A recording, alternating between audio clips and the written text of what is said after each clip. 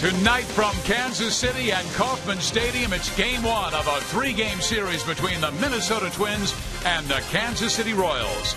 Today's big news, Jonathan Sanchez traded to Colorado for Jeremy Guthrie. Both pitchers are having down years with ERAs over 6. Hi, everybody. I'm Steve Physiak along with Rex Hudler. Granted, Jeremy Guthrie is having a down year, but this guy was solid on the road with a 3.67 ERA, and recently with the Baltimore Orioles, he was their #1 starter. I like the move. They need a veteran leader to come in here and eat up some innings. At least go 6 innings. This guy can do that. I'm excited about the move. Also, what he's going to add in the clubhouse is going to be good as well. Our Kia pitching report is about tonight's starting pitcher, Luke Hochevar. Okay, core is more. Stay with your basic pitches. Don't try to invent. Right the ship. They need a veteran starter like Luke to go out and start this home series, the last one of this 10-gamer, right. The Kauffman cure, his last 3 home games here, he's won. His team has responded to him. He's got a 2.53 during that time. Don't change a thing and go get him. He better keep the ball down because Minnesota lit up Kansas City pitching in the Twin Cities. It's the Twins and the Royals coming your way next.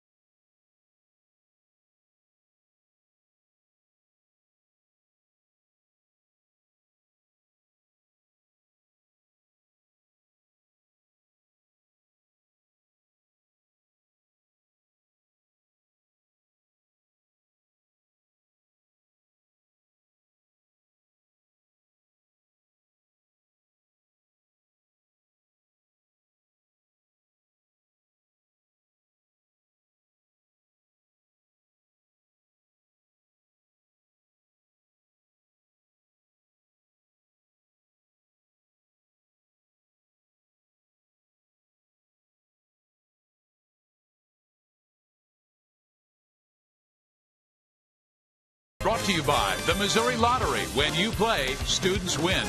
And by your Kansas City Chevy dealers, the official vehicle of the Kansas City Royals. When we come back, Joel Goldberg will talk about today's trade.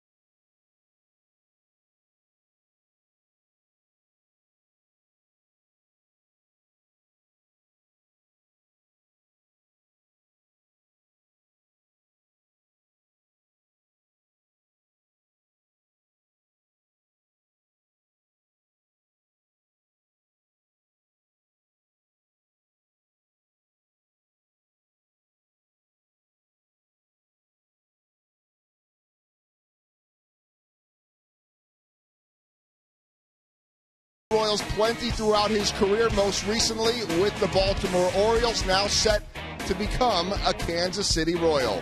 Joe Goldberg back at Kauffman Stadium. The 33-year-old has the 15th most innings pitched in Major League Baseball since 2007.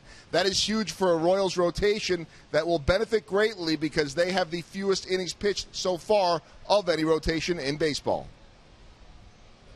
You know, we're expecting, Jeremy to come in here and do a very good job for us and, give us some innings and some stability, and we think he'll pitch much, much better the second half of the season.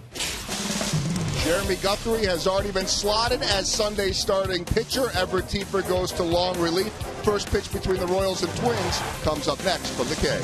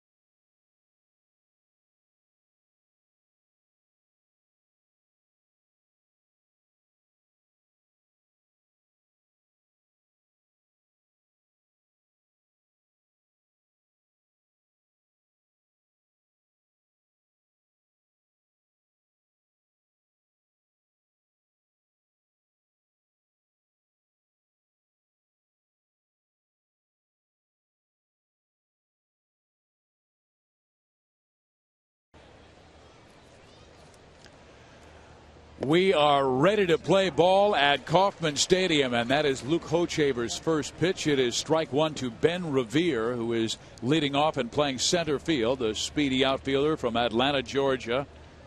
And he takes a curveball from Luke that misses. 1 ball and 1 strike. Both of these teams have struggled in recent weeks. Kansas City has lost 8 of their last 11. Minnesota has lost 9 of their last 12. And Revere sends one to Hosmer, who makes the play for the first out of the game. Let's take a look at the Minnesota Twins lineup. Revere with speed to lead things off, then Jamie Carroll and Joe Mauer. Josh Willingham has been a royal killer this year with 3 big flies. Morneau, Plouffe, Domet, Mastriani, and KCA round out the Twins' 9. There is Luke Hochevar making his 19th start. All right. Stay the course. Fastballs down, curveballs, and changeups. Now he's going to mix in a few cutters and a few sinkers along the way, but Dave Island's really been impressed with the fact that he's adjusted to staying with his core pitches. That's what he wants to do.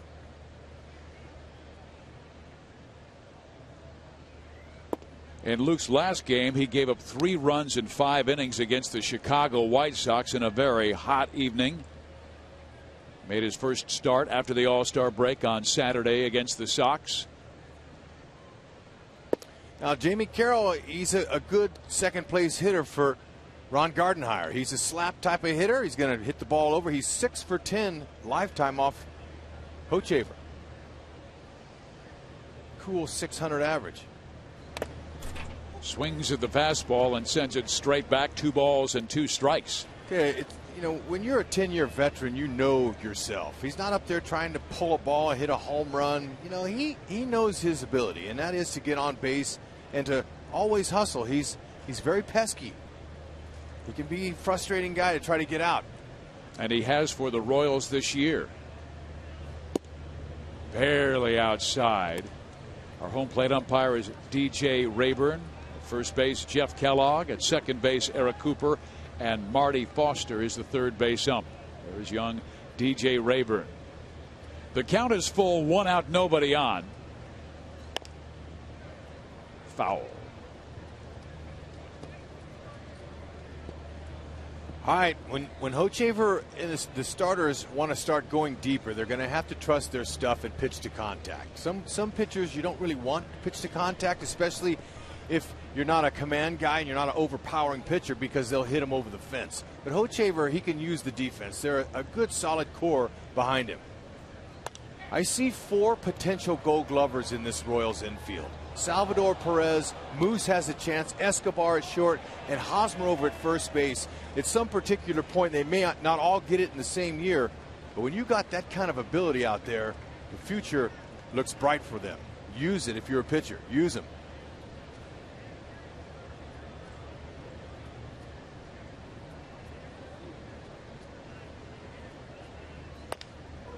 Ground ball, Moose.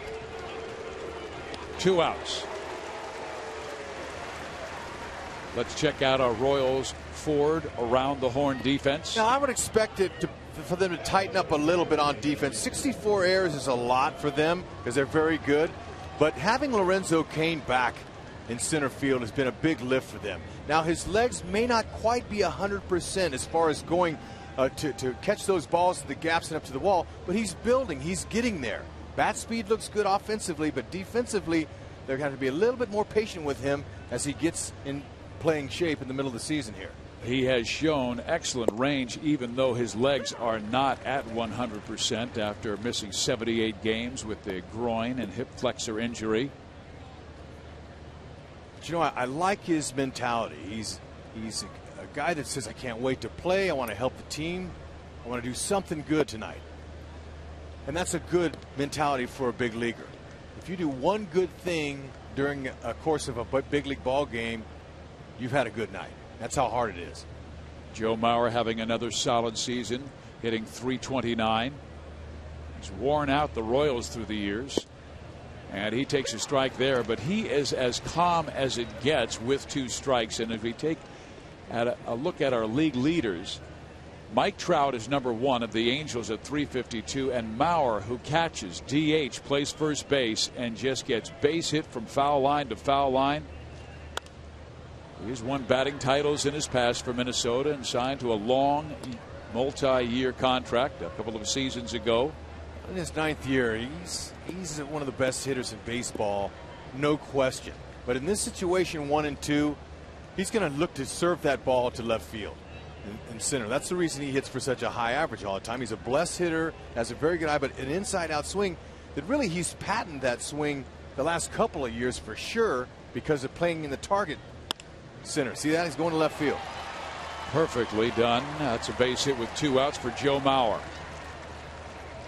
Target field. It's not a home run hitter's ballpark. So he's saying, I'm not going to change my style. I'm going to keep going. So you pitch him inside, he inside outs you away. He's a left-handed Miguel Cabrera hitter type without Miguel's power. Both hitters have a great knack of staying inside the ball and using the whole field.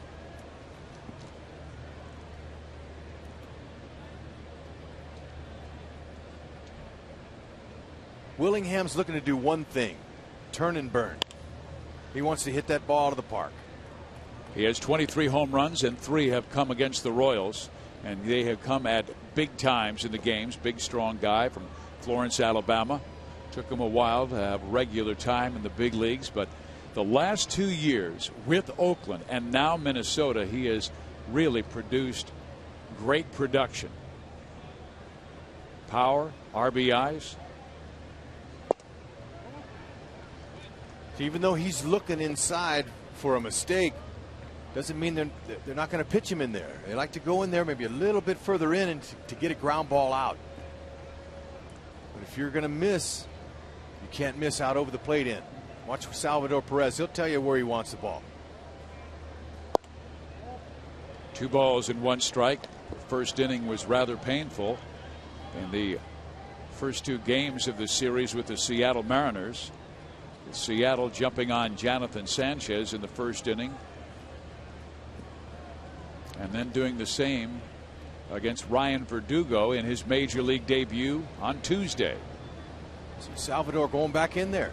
Repeat that pitch. That wasn't a bad one. Yeah, he did exactly. Back-to-back pitches. Nothing wrong with that.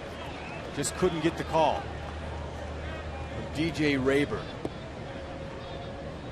It's to me like might have caught some of the inside of the plate, but Willingham, he's spitting on it. Good job of hitting here. He's being patient. And Hochevar's finding out that Rayburn is not giving that inside strike early in this game.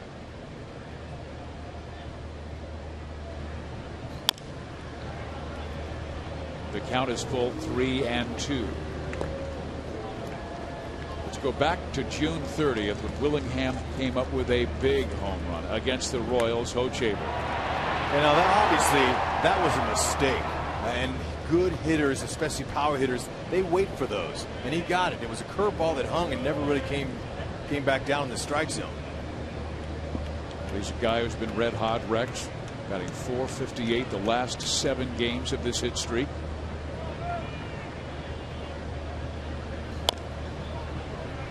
With 2 outs, Mauer is going.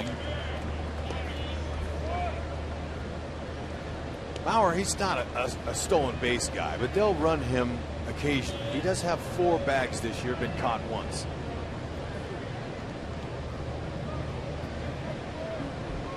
Three and two, with 2 outs, everyone's going. Whoever's on the bases. Up the middle. That will find center field, and moving to third is Joe Mauer. So after 2 outs, base hits by Mauer and Willingham. In trouble stepping up against the right-handed pitcher Luke Hochevar. Wow, I mean, Escobar was playing him way in the hole to pull. This is a 3-hopper. 1, 2, 3, and it gets by. And fortunately, Mauer was running, else they would have got on the board first here. 3-hopper. That ball, was hit in the right spot. Had eyes all over it. So runners on the corners with 2 outs, and the batter is Justin Morneau. He's batted .340 the last month to raise his average to .254. Had a poor start, but right now he is on pins and needles for another reason, and he may come out of this game if he gets a phone call. For more on that, let's go to Joel Goldberg. Wife is due to give birth, really they say at any moment, and that will be his 2nd child. Their first one was a girl. They don't know what they're having. I asked him his emotions. One word, he said anxious. A plane is standing by. If he gets the word, and that's why he's DHing tonight, he will head back up to Minnesota. Said couldn't really ask for a better road city as far as convenience goes. And if that does happen, that will lend a little bit of a problem for Ron Gardenhire, because with a bullpen that has a lot of pitchers right now, they only have 3 guys on the bench. He said it could get entertaining, but they've dealt with this like the Royals all year. He said at least 5 different pitchers throughout the season have had spikes and jerseys on in just in case situations. But he said most importantly, we just hope that Justin's wife has the baby tonight, and they'll send him on his way, and he'll head back up to Minnesota. Thank you very much, Joel. Meantime, they're making Hochevar work. 27th pitch coming in this inning. Morneau swings and sends it high and deep, but Francoeur has it played and makes the catch in right field.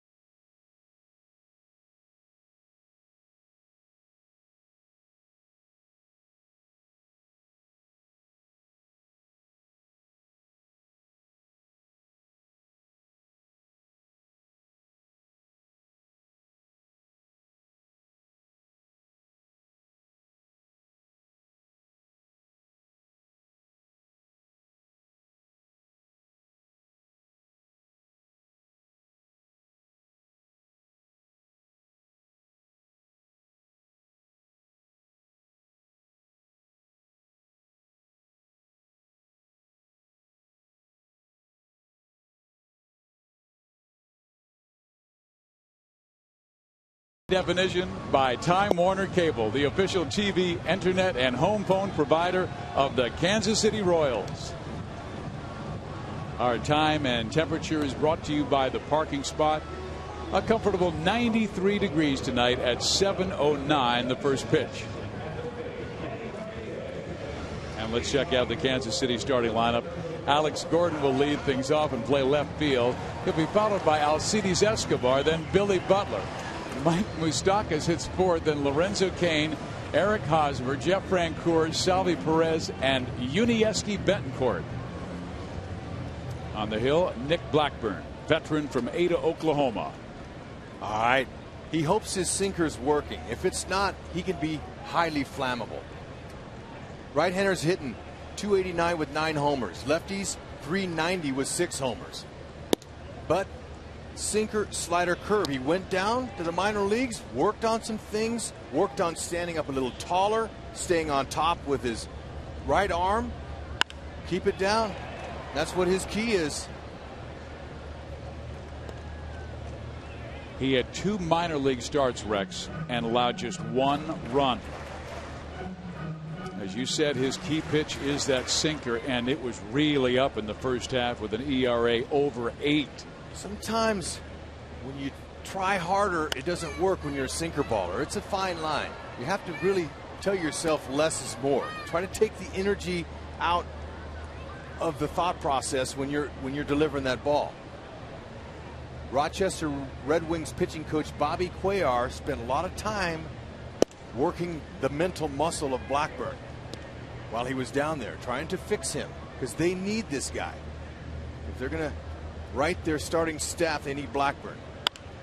He's facing a hot Alex Gordon, who will ground out to start the Royals offense. And how about the Twins defense, brought to you by Ford? 56 errors. That's not too bad. That's middle of the pack. You see Ben Revere, he's been playing right field, but Span sitting on right the pine for 9 tonight. Revere's going to get the job out there in center, and he can be a good solid center fielder for them every day if they decide to move Span or try to get another player for him. But you're seeing Mauer over there at first base. He's been splitting his time as the DH, catcher, and at first base. Give him a little bit of break on his knees. He's in his 9th year, and it's easier to play first than squatting for 9 innings. Blackburn gets strike 1 across against Alcides Escobar. The last 34 games, he's raised that batting average from .288 to .308, which is tops among all major leagues shortstops. It seems like he and Derek Jeter go back and forth on who leads the major leagues. .308 tonight for Alcides. And you know, going into that Royals clubhouse earlier today, they had the video of Blackburn on. Escobar to center field, and Revere dives but can't hold on, and Escobar's going to second and will make it safely.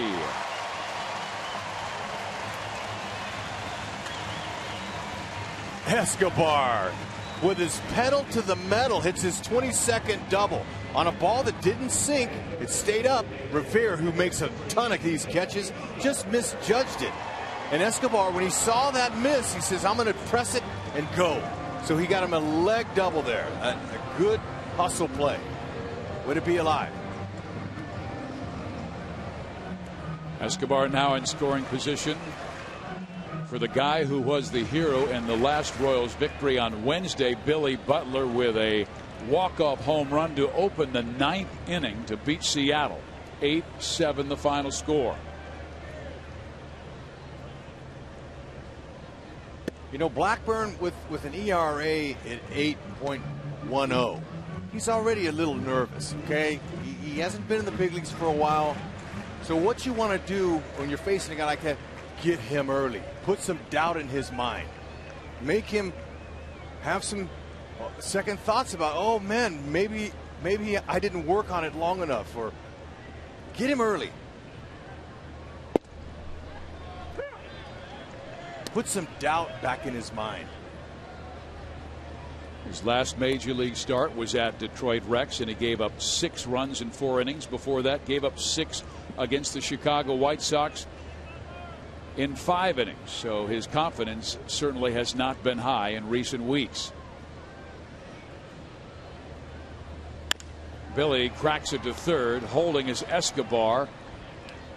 Butler is out. 2 gone for Mike Moustakas. When Blackburn's working and he's on, he's giving up ground balls like that.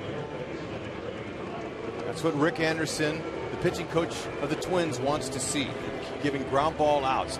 And he says the first 2 innings will be able to tell if Blackburn's back being comfortable out there. The beginning of this season, Rick Anderson really felt that the core of the rotation would be Scott Baker, Francisco Liriano, and Nick Blackburn. Baker is gone for the year because of injury. Liriano has been up and down as a pitcher, and Blackburn has been miserable with an ERA over 8. So that's why the Twins are in last place in the American League Central. Just a game and a half back of 4th place Kansas City, though. Did you mention Pavano? Carl Pavano has been their 4th guy, but they really felt the core would be those main 3. And they thought Pavano could provide what it took to be in that 4th spot. And in the 5th spot, lots of major league teams will use in-house solutions. You know, they'll find some guys from their minors or whatever to fix that 5th spot. And Pavano, you're right, has been on the DL this year, much of the last month. Moustakas down 2 strikes. 49 RBIs this year. And Blackburn tried to test him upstairs. Moose, a good high ball hitter. Hey, you know, the average by the Royals with runners in scoring position is picked up. It's 267. So they're getting some bigger hits, especially Moose. His batting average with runner in second base and beyond is 298 now. So he's been getting some big hits lately, picking up that average. Blackburn did not miss by much. Hochevar threw 27 pitches in his first inning. Blackburn right at 15.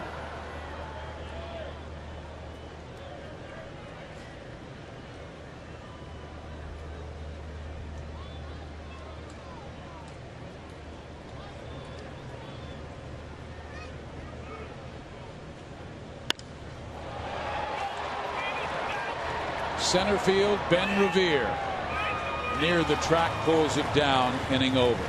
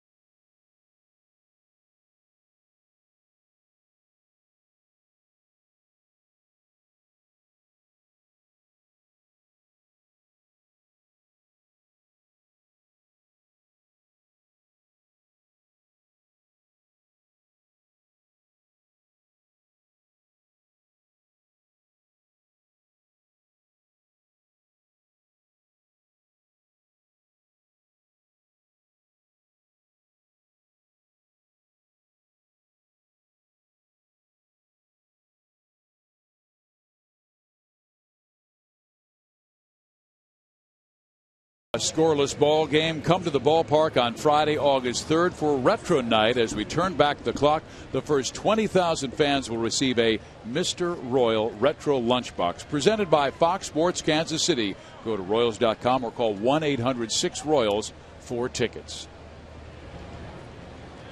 Luke Hochevar back for his second inning of work. Wiggle out of a little bit of difficulty in the first when Maurer and Willingham singled with 2 outs, but Morneau flied out to right.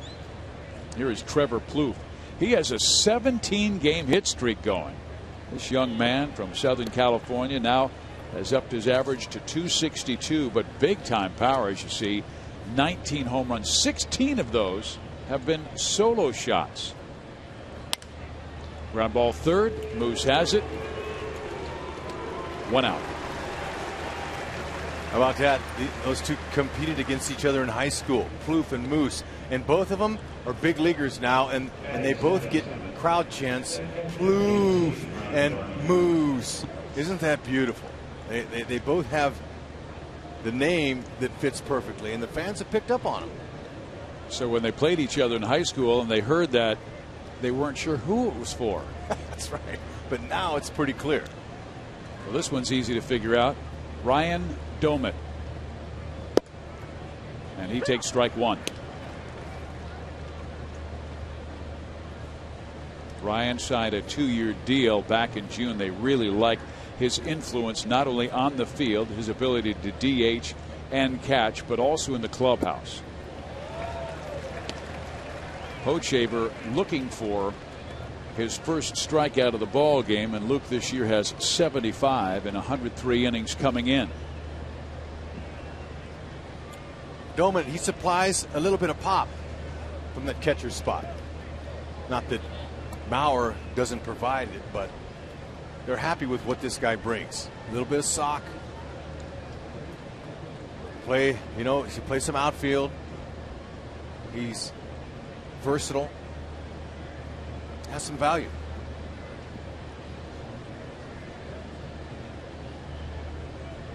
Both sides of the plate. I think he's got a little more pop from the right side. Hochevar does get his first strikeout of the game. Okay, Hochevar, his curveball is really his out pitch, but he uses his fastball to set up. Watch the balance of Domit. Look at that. He's way off balance. That front step turned way out. His hips came out of whack. That's exactly what a pitcher's job is with that off-speed pitch. Throw the timing off of the hitter. Here is Darren Mastroianni.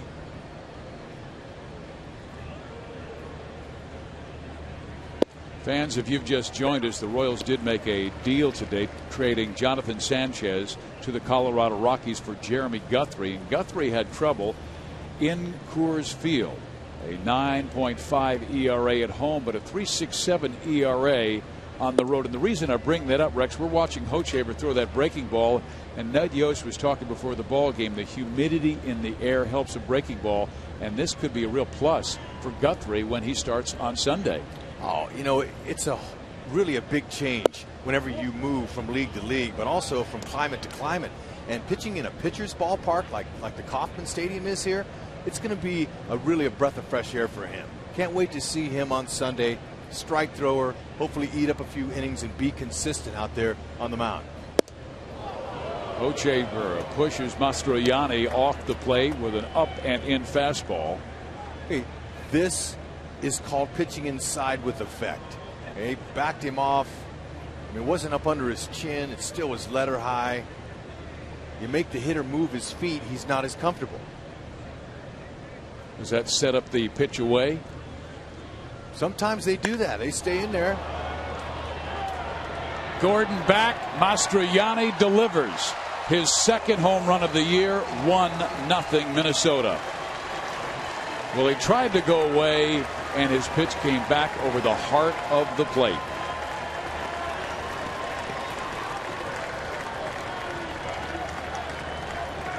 All right, sometimes when you back a guy off the plate like that up and in, some guys it works for, other guys it wakes them up. And I think Mastroianni, with only one homer this year, okay, watch this now. Watch the look. Okay, this is the prior pitch. There's the homer. But go back to the prior pitch for me, if we can. Okay, now watch it. Stay with the look. Okay, he backs off, turns around, and he stared at Hochevar saying, "How dare you?" Okay, now let's watch him. Look at that. See that look? That look right there is try that again. And he hit a homer. Sometimes it works for certain guys and sometimes it doesn't. Okay, here's the next pitch after the brushback. Right down the middle. Mastriani didn't have to do anything but just throw his hands on the ball. Gave it a little bat flip.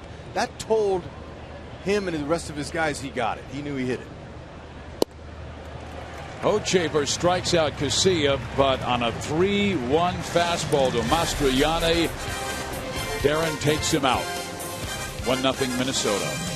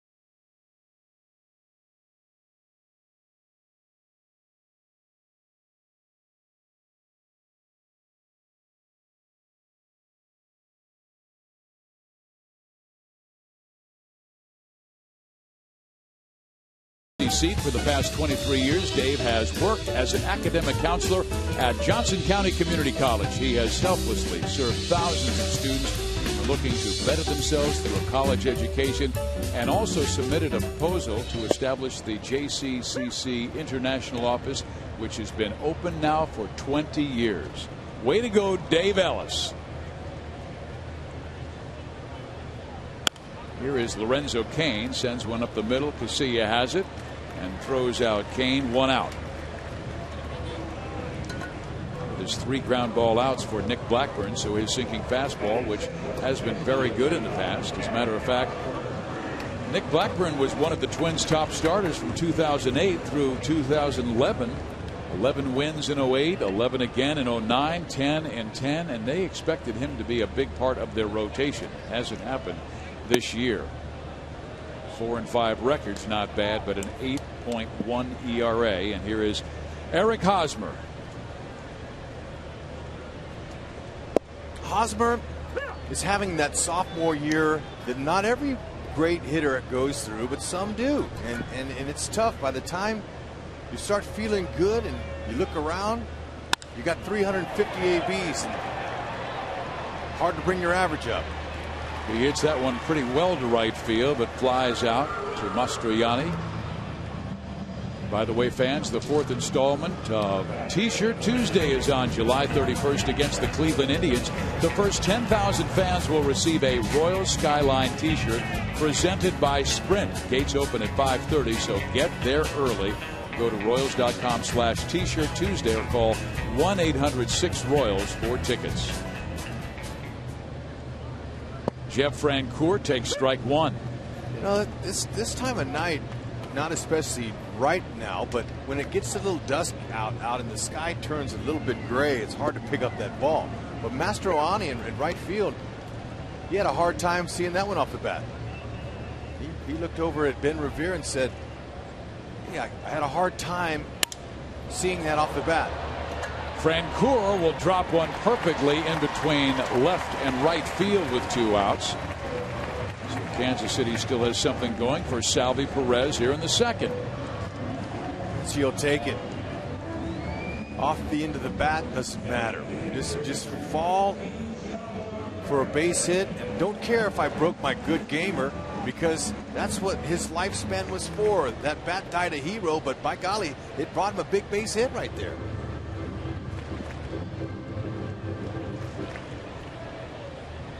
Job well done. He's a golfer. You could tell that follow through there. That's almost the same follow through he has with his golf club in his hand. Doug Sisson, first base coach, make sure that those guys have all the information from Eddie Rodriguez, the third base coach who gives the signs. And Doug was out early today with all the outfielders, Gordon, Dyson, Kane, Francoeur, doing outfield drills to home plate. And guess who was their catcher? Mike Moustakas. He is out every single day early with Doug and with Eddie Rodriguez. And you know, early work has been curtailed a little bit with this heat, because at 93 to start the game, it's different. At 3 o'clock, it's a lot hotter. So they're getting their work in, but they're doing more cage work. But Sisson likes his outfielders to throw at least one game in a 3-game series. Usually it's the first game in. And it was only a 10 to 15 minute session. Guys working on their cutoff throws, their throws home. Typically when the weather's a lot nicer, they have pitchers that'll come out maybe and work and shag and do some extra fielding. But they had buckets set up at second base and third base. And they'll pick up the balls later. So Sisson would hit him a ball and they would throw it and try to hit the bucket. They got a special prize if they hit the bucket.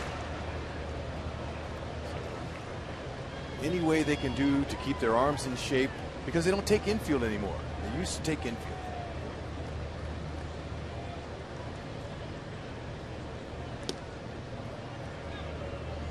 Just a reminder as you enjoy a cold one to look forward to Miller Time later in tonight's game, brought to you by Miller Lite. Salvador Perez with a .377 batting average, 5 home runs since coming off the DL. He's only played in the big leagues 1 month because he missed so much time because of the tear in his left meniscus.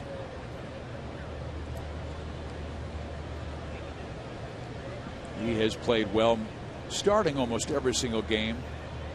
Maybe 2 starts for Brian Pena. And there is a base hit to center field. Frenchie turns second. On his way to third.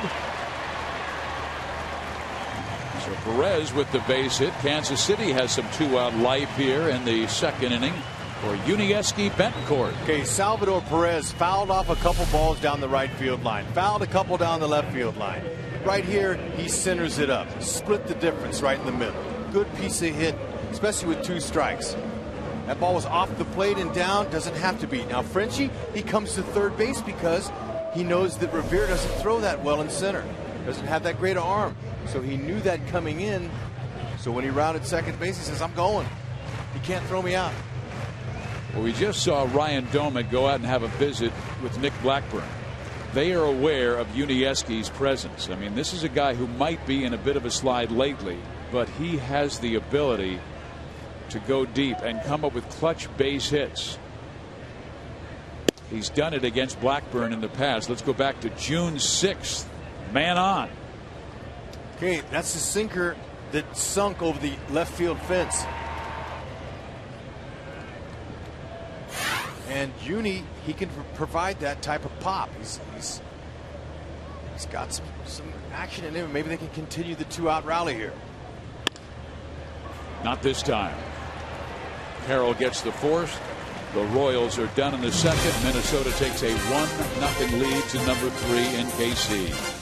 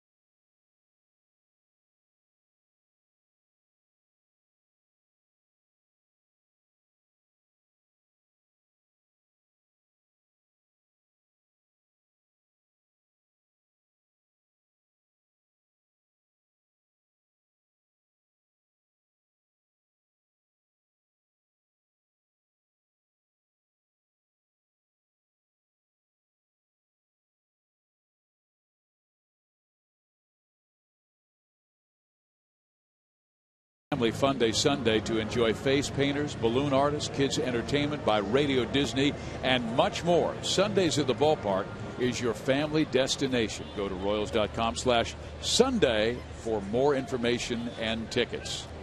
Good crowd at the ballpark on a Friday night. This is a fireworks Friday night. First of a 3-game series between the Twins and the Royals. AC came in at 39-52, 10.5 back of the Chicago White Sox, and the Twins at 38-54, 12 games back of Chicago. Both teams trying to break out of a little bit of a drought.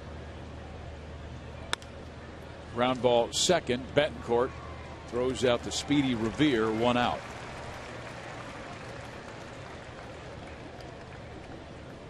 Because we just had a great visit from Keith Mark and his family that won the auction earlier for the Royals charities to come up to the broadcasting booth here and in the radio side. It's really nice for them to come up and stay a couple innings and kind of watch and listen to kind of how we do our work up here. It's fun to have some people. Fizz, I know you get tired of me. No, but it was a blast to see them. I embarrassed myself tremendously by tripping over my briefcase and falling down, making a great entrance. I heard that commotion, and I thought something happened to you, Fizz. Glad you're still with us. That's how excited you were to see those auction winners. Exactly. Luke Hochevar gave up a home run with 2 out, nobody on to Darren Mastroianni. His job, stay ahead and control the count. It was a 3-1 fastball that Mastroianni got knocked out.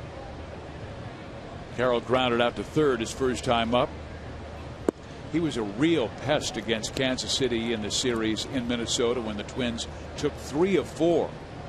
Matter of fact, the Twins have not lost a season series to the Royals since 2003. Only one team has an active streak of sustained dominance over a divisional foe for a longer period of time, and that's the Yankees over the Orioles, who have 14 straight years of winning the season series.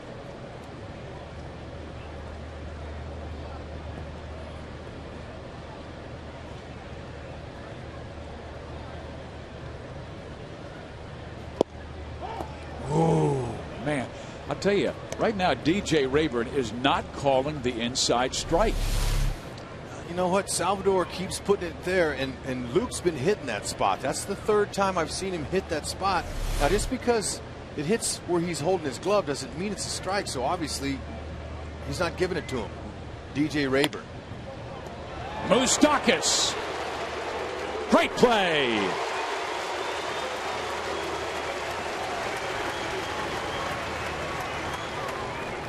Got to be ready to react. The hot corner, left or right with a dive. Look at Carroll. He's off to the races. Guy only knows one speed. But when you hit it to the hot corner there, the moose is loose. And you can't get it by him.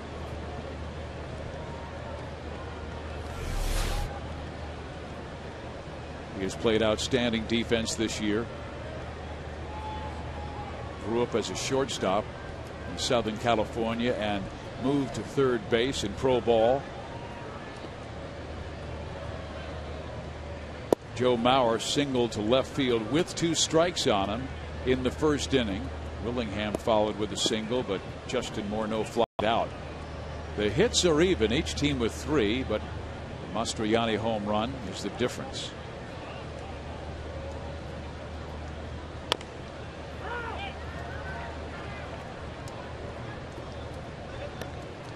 Joe Mauer is undoubtedly one of the greatest hitting catchers there has been, at least in this era.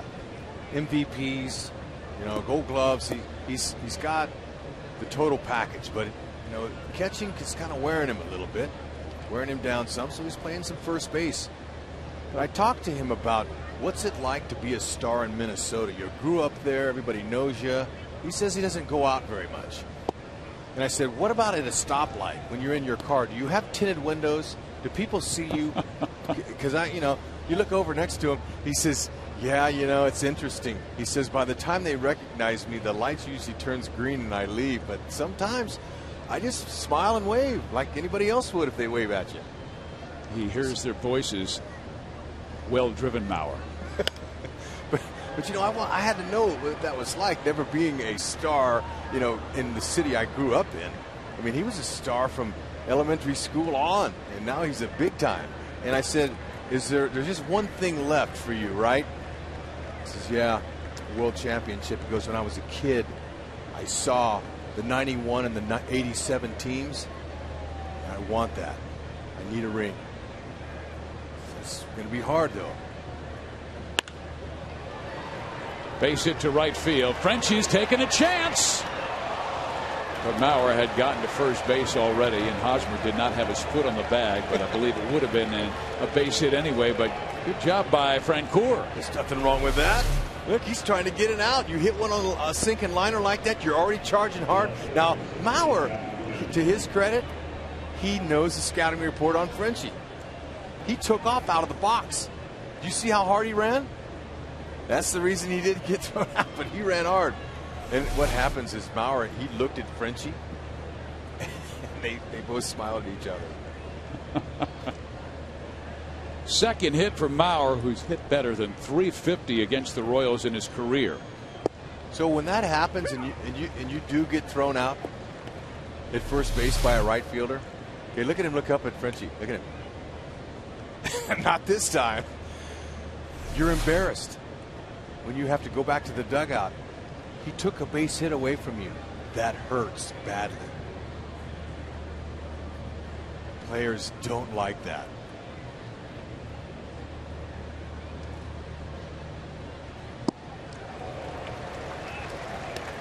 Good breaking ball. Keep him off balance. If you're going to throw this guy a fastball, make sure that it's located away.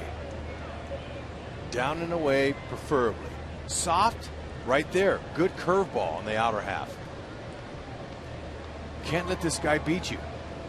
Willingham has struck out 84 times this year. Another hook. Willingham just looks at it.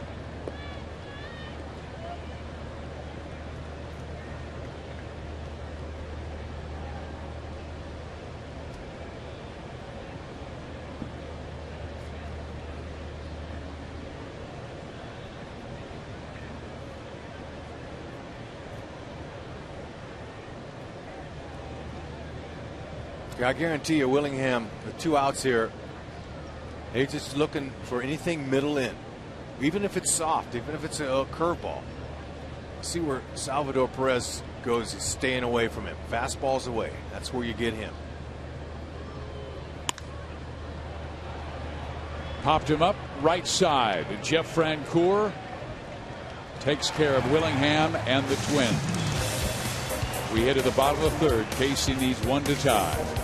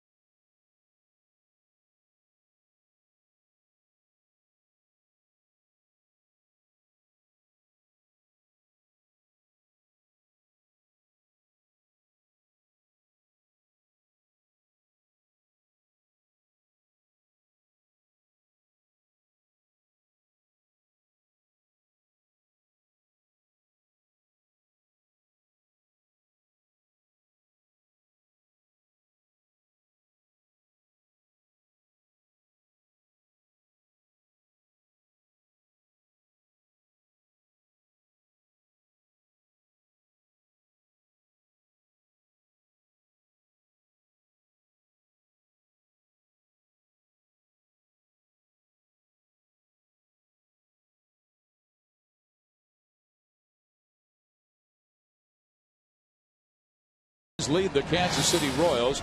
Come celebrate with the Royals tomorrow as we pay tribute to the Negro Leagues. The first 20,000 fans will receive a Buck O'Neil bobblehead courtesy of Hy-Vee. Both teams will be wearing Negro Leagues jerseys, and there will be festivities throughout the game. The Royals will host the Twins, so go to Royals.com or call 1-800-6-ROYALS for tickets.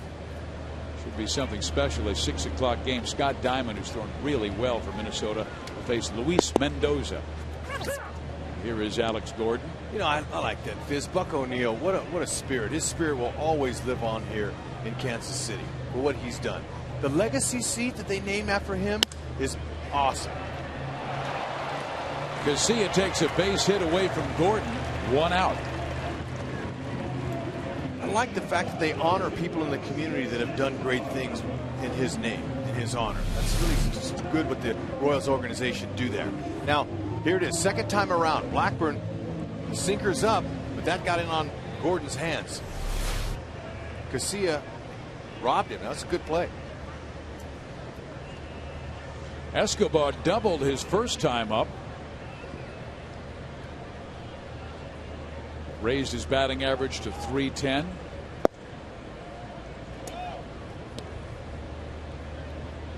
Blackburn has been able to get that sinker down. When it has been up, it has been hit well. He's given up 15 home runs this year. Yeah, 9 to right-handers and 6 to left-handers.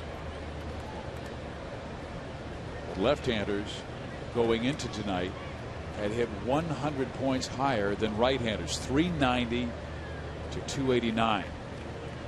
Two right-handers here, and then chance at Moustakas if someone gets on. Escobar fouled that one off his dog, his foot. Kind of hurt. He saw that pitch up and his eyes lit up. You know, and having a 2-homer game like he did earlier in the week, that has him looking for those sinkers that are up.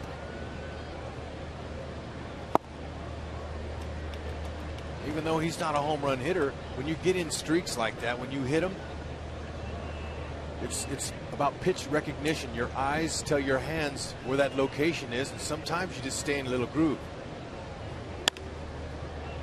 KCA takes care of the first two Royals in the third inning. Okay, so Rick Anderson, the pitching coach here now for the Twins, has to feel pretty good here about Blackburn.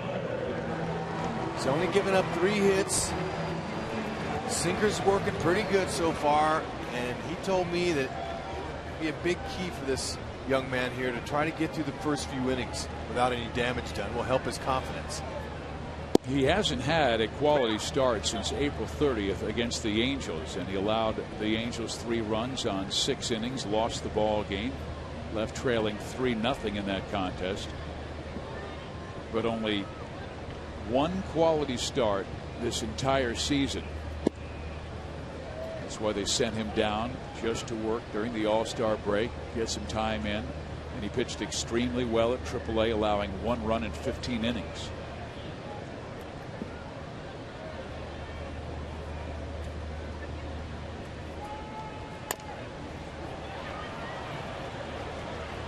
It's an easy 1, 2, 3, third inning for Nick Blackburn.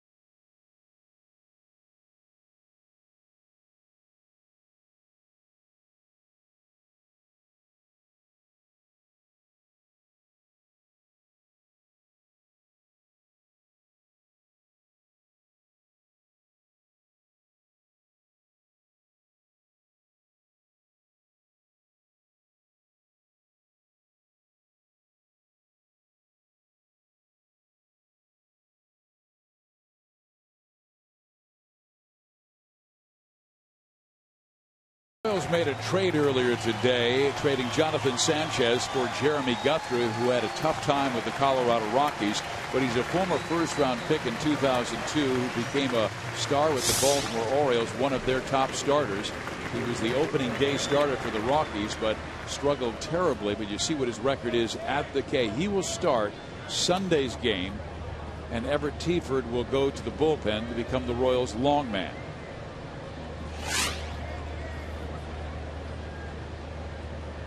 And obviously Justin Morneau has not received the phone call, but it comes now. He can head to the airport because he's a first pitch out for Luke Hochaber. Our sprint question has to do with the new acquisition, Jeremy Guthrie. Are you excited about the Guthrie trade? Text 432-432 and enter the keyword Royals. It's acquired today in the trade for Sanchez. Both pitchers had struggled. Obviously Sanchez with Kansas City with an ERA of 7.76 and Guthrie 6.35. The real encouraging thing about Jeremy Guthrie is his road ERA was good, 3.67 in an offensive era. At home in Coors Field it was very bad at 9.5. And you just wonder, Rex, if that thin air affected his curveball, which is one of his most important pitches. Sure it does. And you're asking me and the fans if we're excited. I am excited. So is that guy, Dave Island. He talked about Guthrie in May. He was talking about veteran guys that are out there that could be available that he was hoping that could help this staff a little bit, eat some innings up. So now as it turns out, here we are late July, he gets his guy. So yes, I'm excited because we're getting a guy that throws strikes. Now sure, sometimes they get hit, but you have a better chance of with his defense to field them and get them out than walk them. So I'm excited for Guthrie coming here. Plus, we find out a little bit more about Guthrie. He's bilingual. He speaks fluent Spanish. So he's going to fit in the clubhouse. He's got a good personality. There's some things that are good that this guy's going to bring. Hopefully it's on the mound, but when he's not on the mound the other 4 days, he can socialize with the guys and bring some energy, bring some life to him. And he's a veteran, he should be able to do that. Fastball is not called, and Hochaber's not getting the calls from DJ Rayburn early. Salvi doing a good job sitting right there. That's a strike to me. But not in DJ Rayburn's zone, obviously. Good slider, struck him out. Hey, Joe Goldberg, are you excited about the Jeremy Guthrie trade? Absolutely. I actually thought about a month ago it's something that could make sense. I hadn't put it together with Jonathan Sanchez, but I knew that it was a guy that was struggling, that might do better in a different place, that needed him like this. A couple of things I wanted to point out. He's very accountable. By the way, class valedictorian, then he went to Stanford after being over in Spain a couple of years. So this guy's smart. And what he said on the phone conference today with the media was, he said, I'm disappointed that I didn't hold up my end of the bargain in Colorado, but I see the Royals as a perfect fit. So you see a guy that is accountable. And then a couple of other interesting things. He's very big on Twitter. Here are a couple of his tweets today, and I think fans will enjoy this, and they can follow him at jguthrie46. One was, he tweeted this morning, apparently I woke up as royalty this morning, disappointed with how things went in Colorado, optimistic about the future. And then about 2 hours ago he tweeted, you guys will like this one, I just told Dayton Moore on phone that the first player I would have chose for the home run derby would have been Billy Butler. So he's got the sense of humor. And I know, talking to some of the players, they're certainly energized by the thought of getting a guy in here that is known as an innings eater that'll come out here and be the workhorse that they need. Well, he has been durable the last 5 years, 30 starts or more in 4 of those 5 seasons. That ball is struck fair down the line, and it will be a 2-out double for Ryan Doman. Goldie, are you still with us? The fact that I told you he speaks. I'm here. Okay, Rex. Goldie. He went on a Mormon mission to Spain, so he spent a couple years there, so he's fluent speaking in Spanish.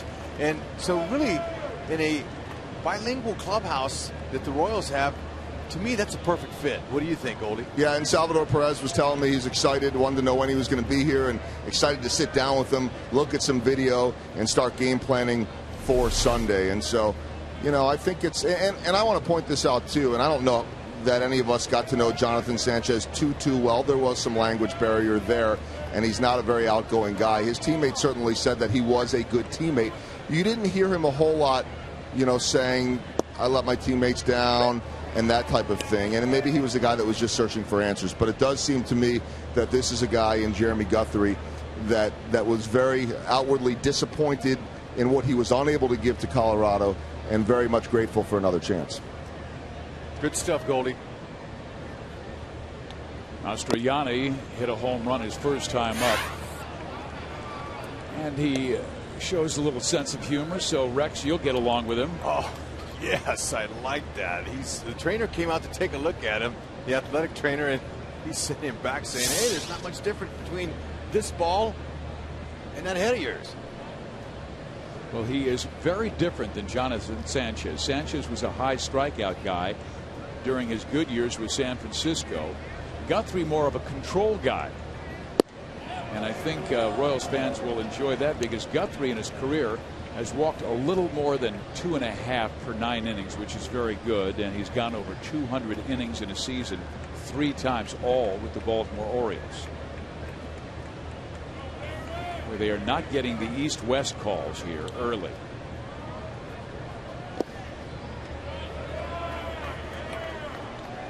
Tight zone by DJ Rayburn. So sometimes when you're not getting corners, it forces the pitcher to come out over the plate. So hitters like an umpire with a tight strike zone. And Hochevar went up and in on Mastroianni and then tried to feed a fastball low on the outside corner, but the fastball came back over the heart of the plate, and he hit it out. Got him. 2 good breaking balls in the inning, one to strike out Bloop, the other to get Mastroianni. 1-0 Minnesota going to the bottom of the 4th.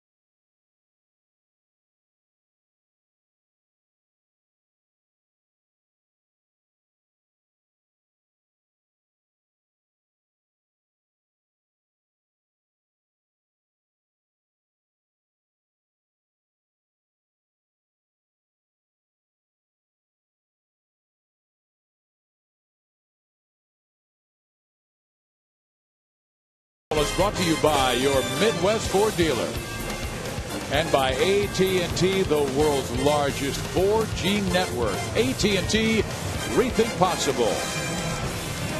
Steve Physiak, Rex Hudler, Joe Goldberg with you in Kansas City, Missouri. Royals trailing the Twins 1-0, but here comes Mike Moustakas, Lorenzo Cain, and Eric Hosmer. Lefties have been tough on Blackburn this year.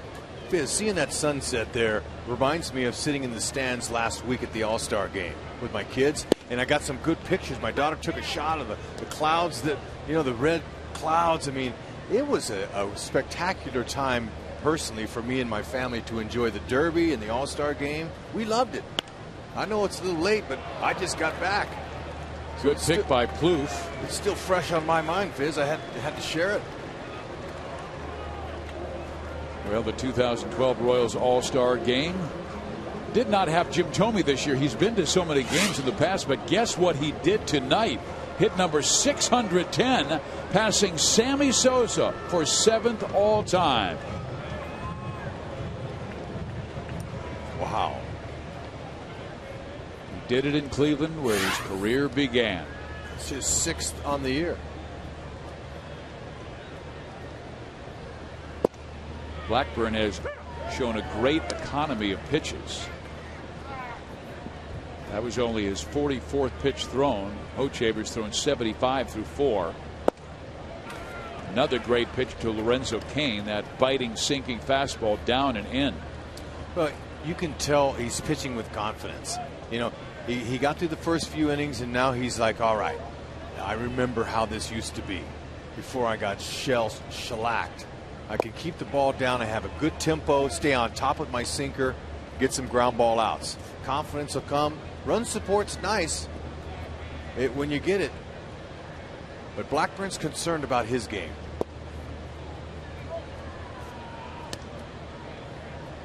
But he's got a good rhythm, good tempo going. All 3 of the hits by the Royals by right-handed batters. A chopper up the middle. That will find center field, and Cain is on with 1 out.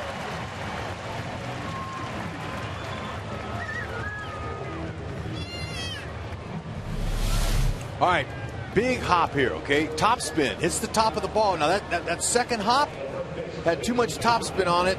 Looked like Carroll was going to get to it, but see what that does. It just took off when it hit the ground. And Rex, it appears that his sinking fastball has some great arm side run to it. So if you're Eric Hosmer, how are you disciplining yourself in this at bat? Arm side run means that it's going to run away from a left-handed batter. And now that's a nice sinker in a perfectly located spot. Didn't get the call. Hosmer wants to stay inside the ball if he can and go alley to alley. Look towards the middle. Big gaps out there in right center and left center. Put Cain on his horse. 1-1. Think middle of the field. And let the ball come to you. Going out and getting it, charging at the pitcher. He's finding out that that's not working.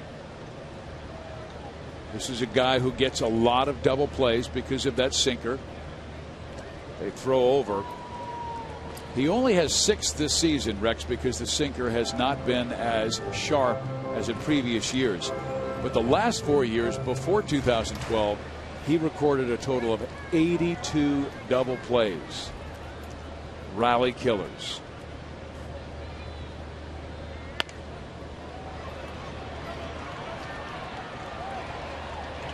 They don't get the double play, but they do get the lead man Cain at second base.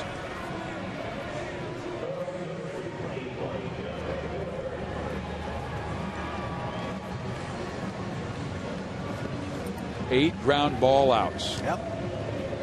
Like I said, his confidence is coming back after the two starts in the minors where he went deep into ball games down there. Even though it's in AAA, he was able to regain some confidence that he's lost. And now going through the first 4 innings here, feels like he's on top of his game. But you got to look, if you're a Royal, look for a sinker up and try to drive one. Take him deep. Righty's got 9 homers off him. Lefty's 6.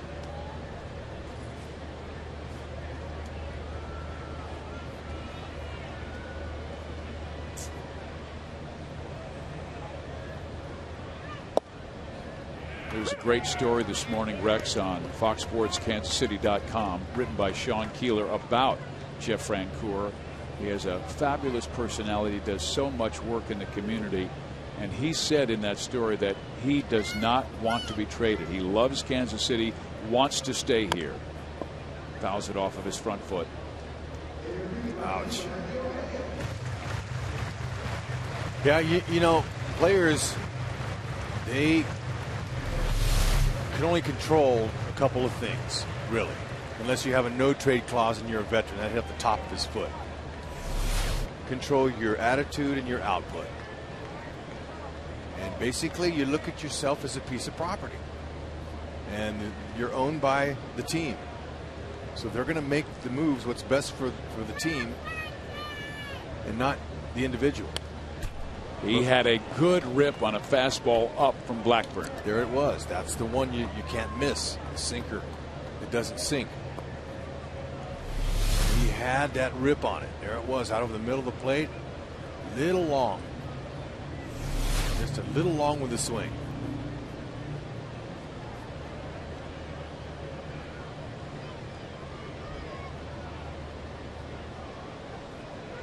Blackburn does not have a strikeout yet.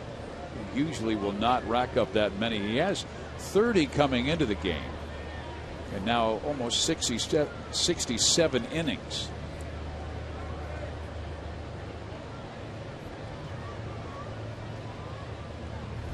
Again, trying to keep Hosmer close. And Eric, a good base run. He's stolen 9 of 10 bases this year. Yeah, I mean, you know, so apparently Blackburn's thinking he's going somewhere. But I can tell by looking at Hosmer, he doesn't have a big lead. And he's not interested in going.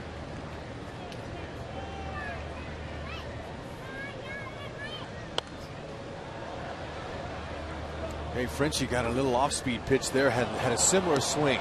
Head's just coming off a tick.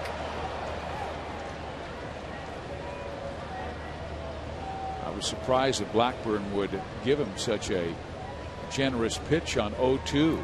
0-2, he's been right out over the plate. Don't want to give the guy anything too good. Hosmer reached on the fielder's choice. Frenchie, he's just hacking. That ball was on his knuckles. He's in swing mode right now.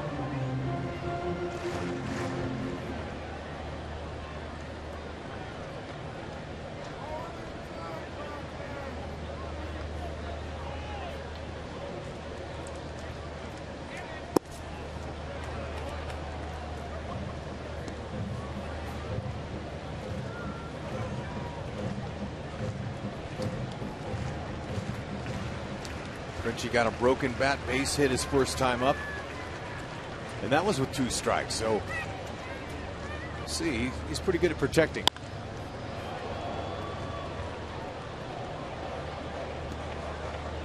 That's tough carom down there for the ball boy.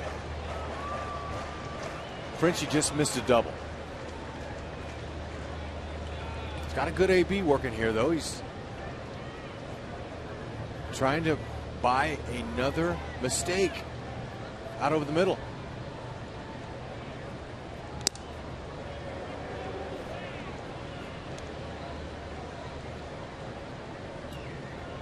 This inning started with Moustakas grounding out.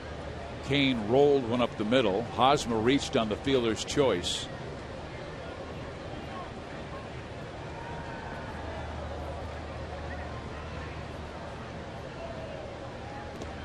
Well, Hosmer's getting into his mind. Yeah. He's done his job. So Eric went ahead and got a little bit more on his lead there. Kind of shuffled off like he wanted to steal. He likes that attention he's getting. And what happens sometimes is you take your thoughts off of the hitter and you make the half-inch mistake.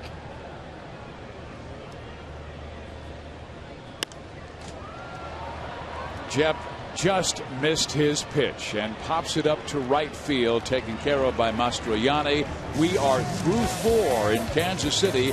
Minnesota holding a slim 1-0 lead.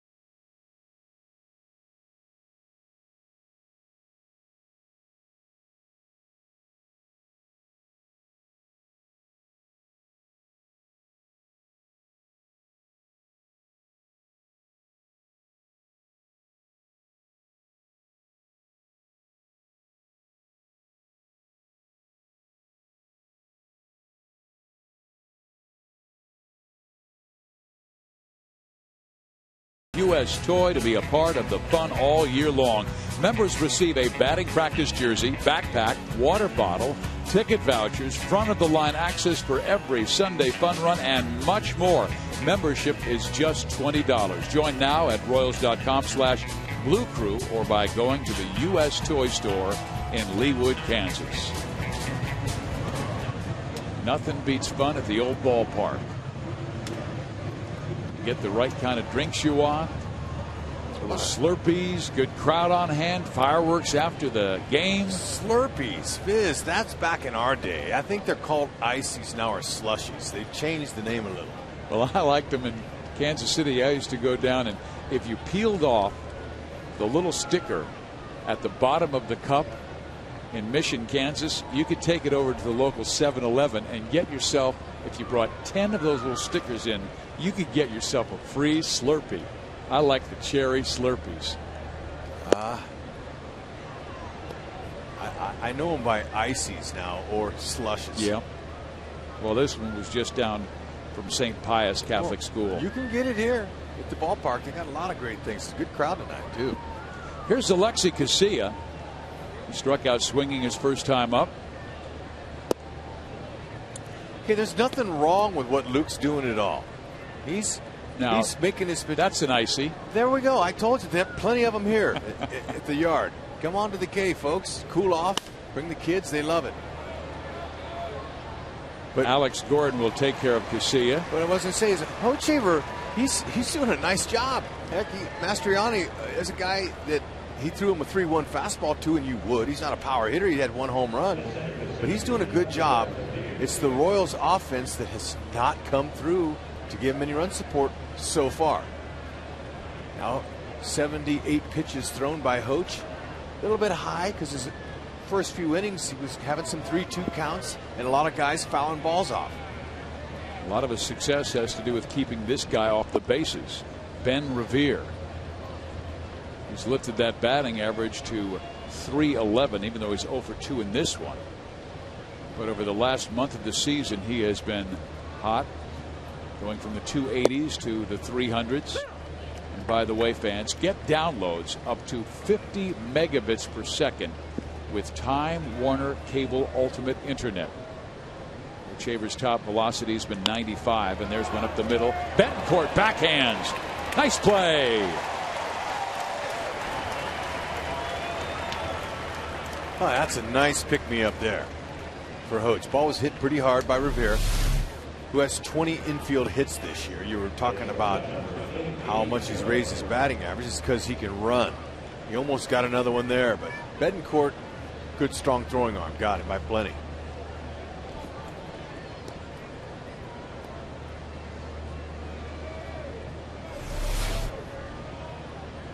Two outs, nobody on. But this is exactly the kind of start Kansas City needed. Now they do have to pick up their offense, obviously, against Nick Blackburn. But the Royals' quality starts has been mighty shy lately. They have only 4 in their last 19 games. And not one starting pitcher on Kansas City has an ERA under 4.3. What the Royals will do is they'll drop Teaford from the rotation for now and use him in long relief.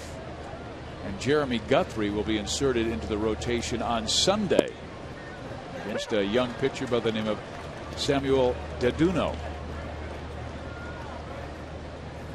Will Smith will stay in the rotation.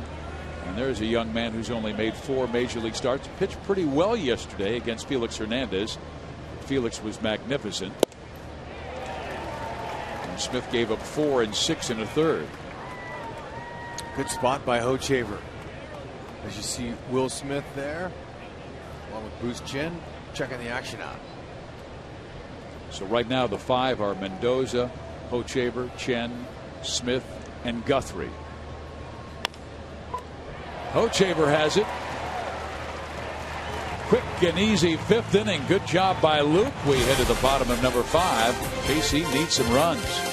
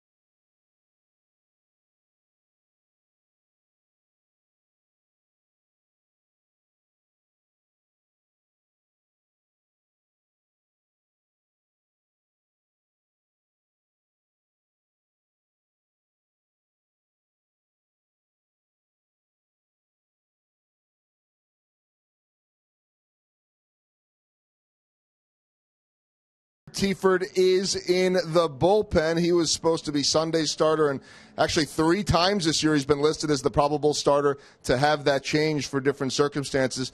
He's not complaining one bit at all. He said there isn't a role that he hasn't filled this year other than maybe coming in for somebody that got ejected or injured, but he's come in and faced one lefty. He's been in the long roll. He's pitched 1 inning. He's been the starter. He's come out of the bullpen. He's come out of the video room to go to the bullpen to pitch in an emergency there, and says just happy to be here, help any way that he can. And Ned Yost saying today, we like Everett Tiford as a starter. We also like him very much as a reliever. Guys?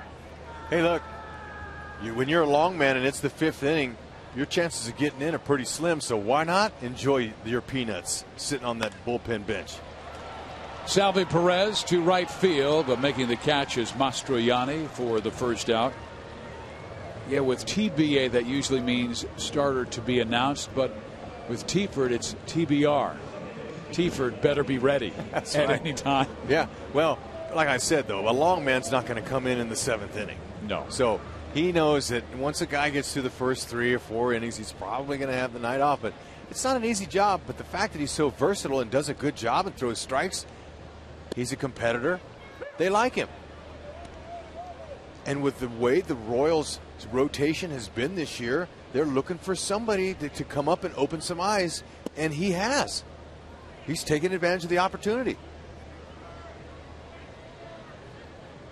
You got to credit him for that.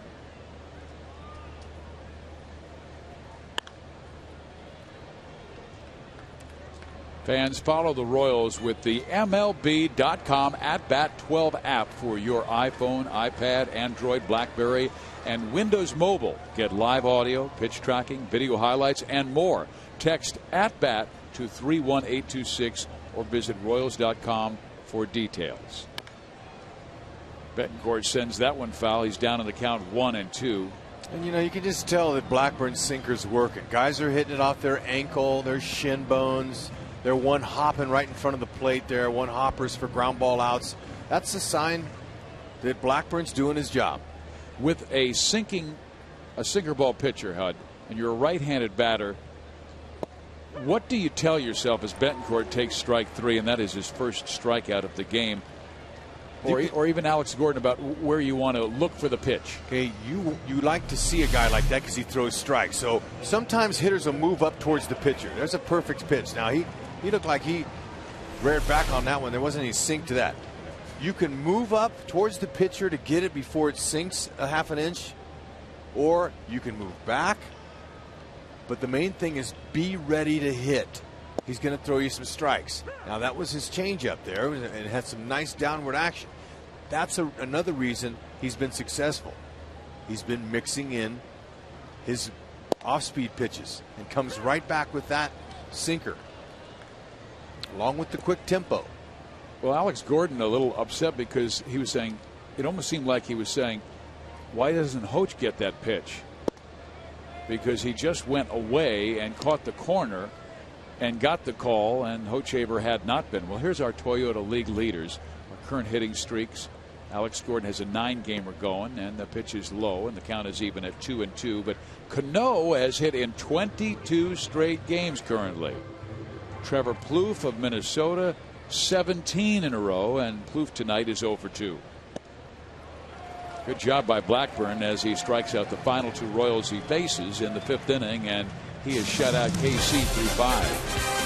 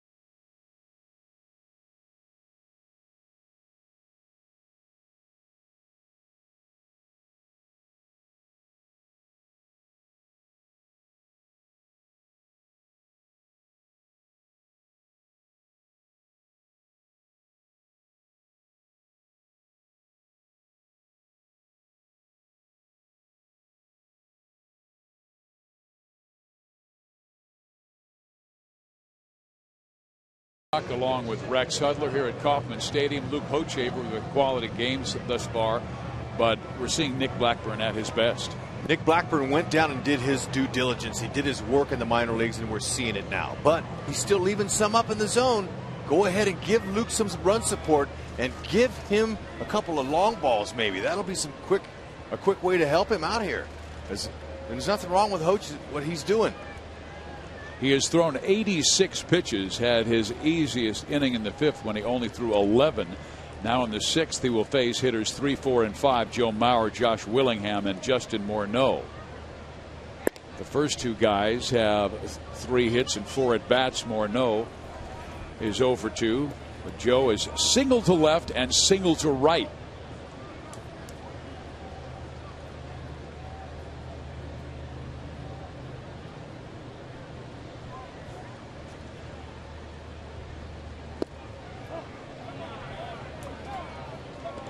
That's a good spot for his breaking ball.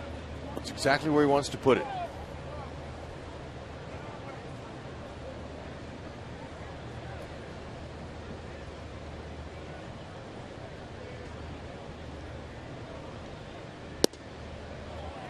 I asked Joe Mauer, would you like to see the fences come in your home ballpark at Target Field? He said, well, as a hitter, yes. It'd be nice if they could bring him in a little bit. It's just after the Metrodome, he says that was a launching pad. We went to that ballpark there, and it became a pitcher-friendly ballpark, but not for hitters. In 2009, he hit 28 home runs, he told me. And he said 22 of those came to right center field, but that was at the Metrodome where the ball flew. He's not hitting any homers at Target Field. 3 balls and 2 strikes. I mean, 4-11 in the gaps out there, you know, and big high wall at Target Field. We'll see if they make some alterations to that yard. Now, he said it publicly. He didn't say anything about that. I just asked him the question. Well, Willingham has 23 home runs. Plouffe has 19. There's a swing and a miss and a great curveball, and Hochaver comes back from a 3-0 count to strike out one of the better hitters in the game. Excellent pitch, and he got him with a little breaking ball the first swing in this at bat, and he went back to it again. He says, you know what, if he did it once, he'll do it again. You see his knuckle up on that ball. That's called a spike curve. Helps him with the torque on the rotation. But you mentioned the power hitters at Plouffe and Willingham. Those are right-handed hitters. The ball jumps a little bit more at that field, at their Target Field. Shorter wall as well. Right, in left field.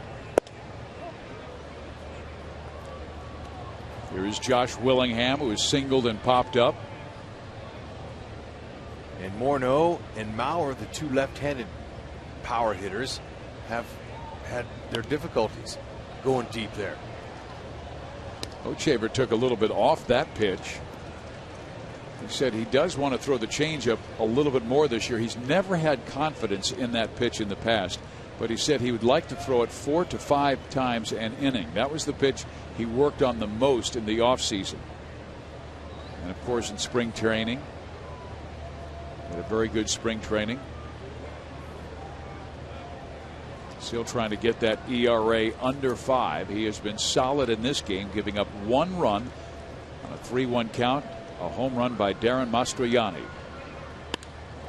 Hit well to center field. On comes Lorenzo Cain to make a nice running catch for the second out. It's time for our AT&T trivia question of the night. And the question is, which American League team has won the most individual batting titles since 1961? Well, with Minnesota in town, Rex, you've got to go back and think about the Rod Carew days. Yeah, you do. I mean, back in the 70s, the Twins and Royals, the Royals were just emerging as a really good team. I mean, Kansas City started in 1969, and the Twins were already a good team with Cesar Tovar and Rod Carew and Harmon Killebrew, Tony Oliva. And remember that 1974 season, Rod Carew hit .364.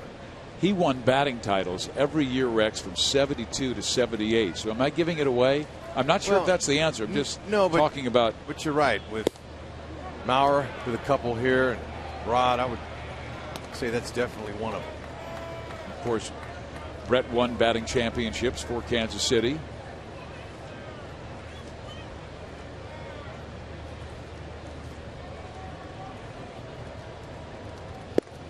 That's we'll have to put a few more teams together there, Fizz. I don't know. Well, Rod Carew, I mean, my gosh. It was from that one era, and he won the. I remember the season he hit .388 in 1977. Royals could not get him out, and Hochevar again with an off-speed pitch up in the zone, and Morneau swings out of his shoes on this one. Yeah. So that's a good little pitch there to raise the eye level. Look, he was looking for a fastball down, but it was up and surprised him. That's his 100th pitch thrown. Betancourt will take care of Justin Morneau, and great job by Luke Hochevar. 6 innings of work, 1 run allowed. He needs Escobar, Butler, and Moustakas to provide the offense.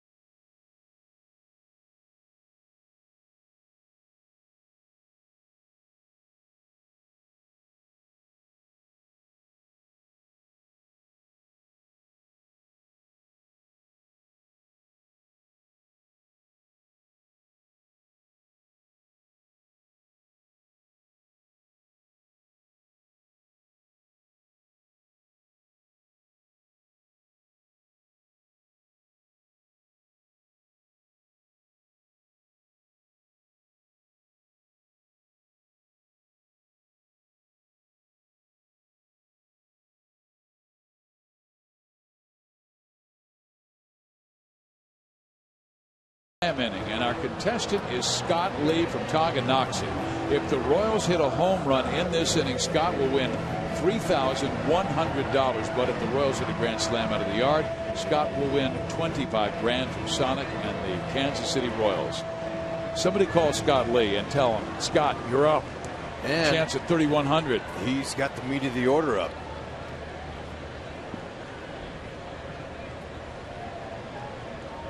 The meat of the order are the run producers, guys that are more apt to hit the homers. Now, Escobar's got 4. Billy Butler's got 18. Moose has got 16. So this is a good time for Scott Lee.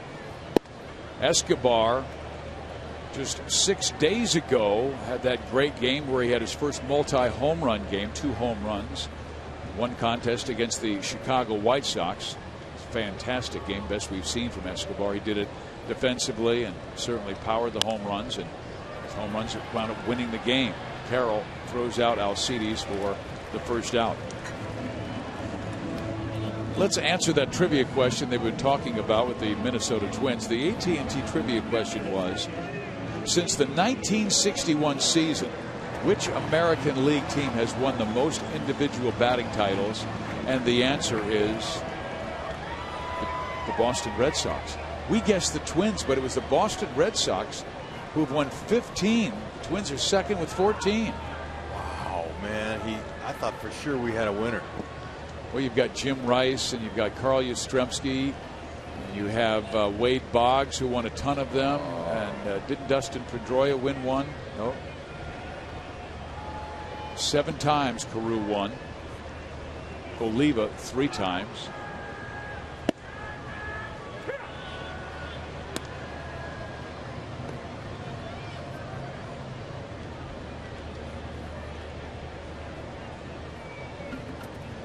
Butler has grounded out twice. Hit well, center field. Ben Revere, though, makes the catch for out number 2. And this is by far Nick Blackburn's best start of the year. I mean, not even close. This guy came in with an ERA just over 8. We will tell you this, in the last 2 weeks they sent him down to the minor leagues to work on his sinking fastball, to get better extension that you talked about, Rex, and he was sensational down at AAA, and right now it's transferred well to the big leagues. Yeah, he's gaining confidence inning by inning. He's mixing up his pitches. A little slider, got a little bit of curveball he'll use and mix in there. And he's standing up taller. That's what Bobby Cuellar, the pitching coach for the Rochester Red Wings, worked with him on. Standing up taller. Keep your arm angle straight on top.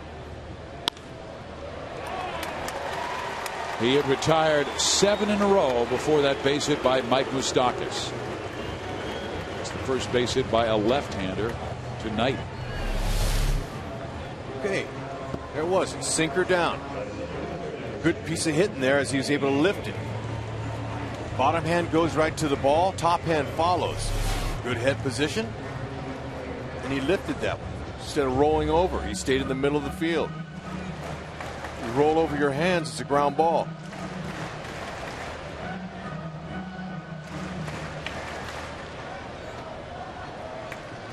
Kansas City needs a big hit. Lorenzo Cain has hit 2 home runs on this homestand.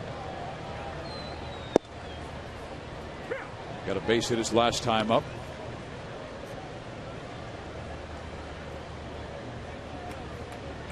Lorenzo's telling himself, if he throws me another one of those, I'm going to turn on it. That was a good pitch to hit.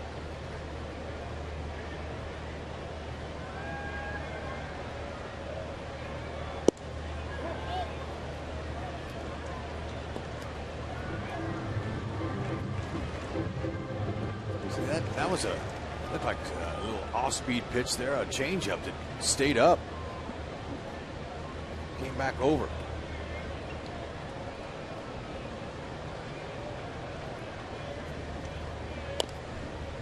Ooh, that was much like the pitch he hit for a home run earlier this week against the Seattle Mariners. Kevin Millwood tried to jam him with a fastball, and Lorenzo Cain kept his hands inside the baseball. And I was talking with Lorenzo about this yesterday, Rex. His left elbow was touching his ribs when he hit the baseball and hit it over the left field wall. That's keeping your hands in. That elbow is going to stay tight on your bottom hand. And there's an art to keeping it fair, too. A lot of guys, a lot of young players, their top hand will dominate that swing on the inside pitch, and it hooks the ball. As you get a little bit more experience, you keep that bottom hand in, like you talked about, his elbow in tight. It keeps it fair down the line. Revere should take care of Cain. He does. And Nick Blackburn's excellence continues at the K.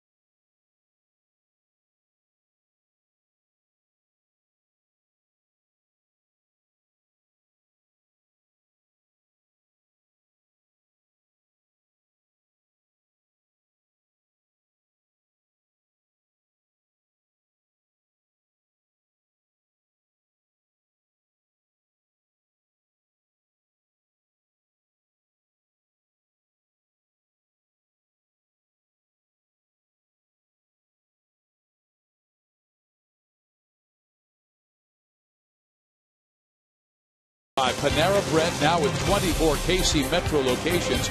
Visit us online at PaneraKansas.com. By Thoroughbred Ford, the best deals on new Fords are at ThoroughbredFord.com. And by AT&T Uverse, the new wireless receiver from AT&T Uverse. Visit att.com/freeyourtv. Rethink possible. Steve Physiak, Rex Hudler, Joe Goldberg with you in Kansas City.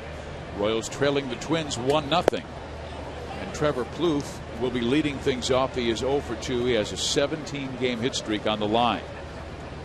Well, Minnesota was in a similar situation yesterday, leading in the 7th inning. 3-1 against Baltimore. But they gave up 1 in the 7th and 2 in the 8th, and they lost to the Birds 4-3.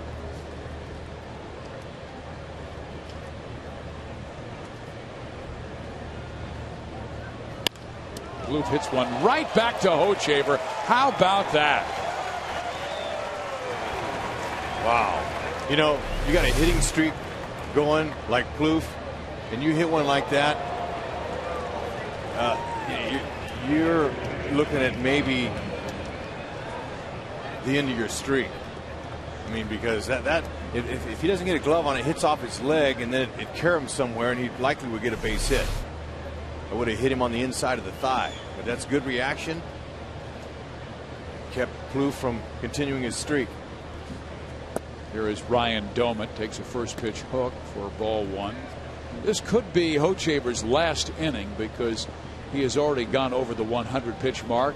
Kelvin Herrera is starting to warm down in the Kansas City pen. Hosmer will take care of this, but the way Hochevar's pitching, wow. I mean, he's not that far over 100, and Rex, he's retired now. Let's see, 1, 2, 3, 4, 5, 6, 7, 8, 9 in a row. Yeah, since the double by Doumit. First game of this 3-game series here has turned into a pitcher's duel. He's only thrown, this next pitch will be his 107th. Big strike to ball ratio. Yeah, man, both pitchers are mixing well, keeping them down. Yeah. Except for that 3-1 pitch to this guy right here has been the difference in this game. Mastroianni. Just his second homer. Solo shot. On a 3-1 pitch. Oh, he didn't want to swing at that one, but now he's behind the count, 0-2. And Rex, it came right after Hochevar came up and in with a 4-seam fastball. Yeah, kind of backed him off a little bit. Woke him up. Says, throw me another one of those. I'm going to get you. And he did.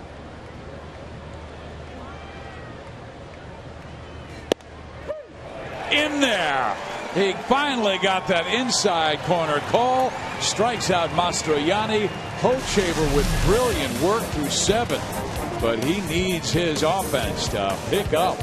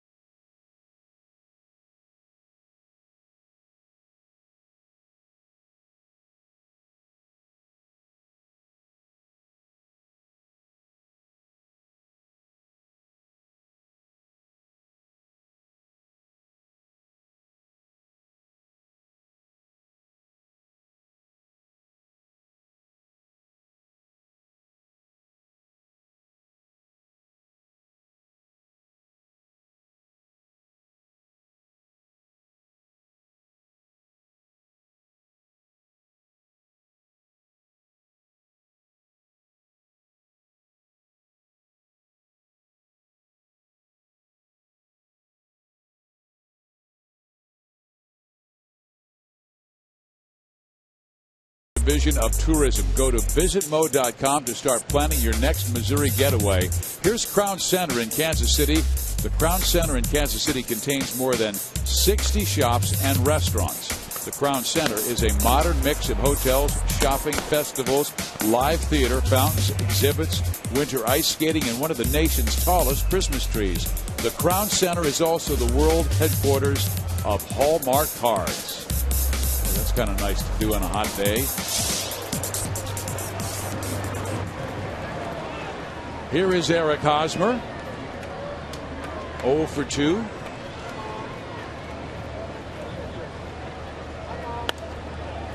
Strike one. He got him a pitch first one that he could handle, just missed it. Just spun off the top. Nick Blackburn doing a great job. 85 pitches thrown.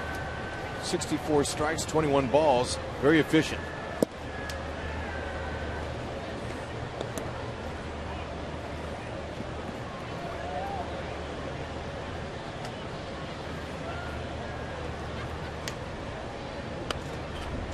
Seattle beat Kansas City 3 of 4 times, but it wasn't the Royal offense that hurt them. It was really the M's and their offensive ability to just punish Kansas City pitching. They scored 31 runs in the 4 games and hit 8 home runs. Pulled foul. Blackburn, he's got Hosmer swinging at everything.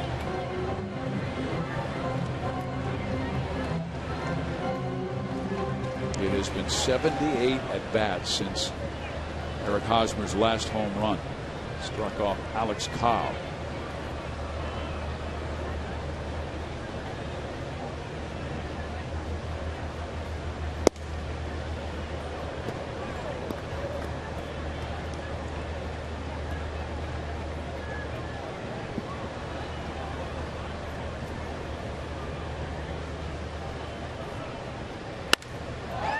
That's a base hit.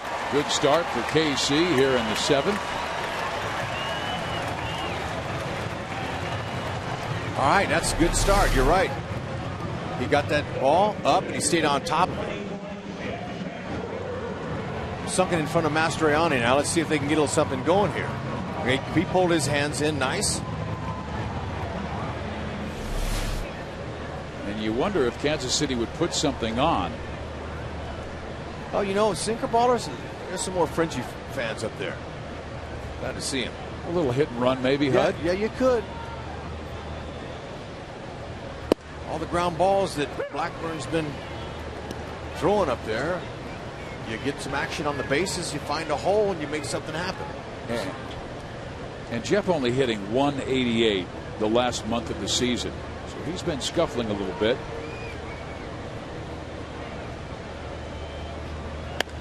I work with a manager, Sparky Anderson, a Hall of Fame manager for the Cincinnati Reds and the Detroit Tigers, and we worked together with the Angels. And he said when a player was struggling and they had a runner at first base with nobody out, he goes, oftentimes I would put a hit and run on because it would take the pressure off the batter and put it on me as the manager. I made the decision to go with the hit and run. Sometimes, even though Frenchie hasn't been really hot with the long ball, with a power hitter up there, that takes him out of his game. But like you said, and what Sparky was thinking was that on a hit and run, that's a pitch that he wants you to swing at no matter where it is and try to find a hole. Try to help the guy get started, and also your team get him something going here off a guy who's been dealing.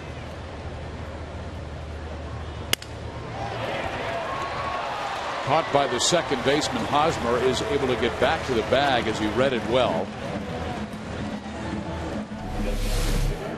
Okay, a good idea here by Frenchie. Didn't quite barrel it, but just couldn't get it up in the air enough.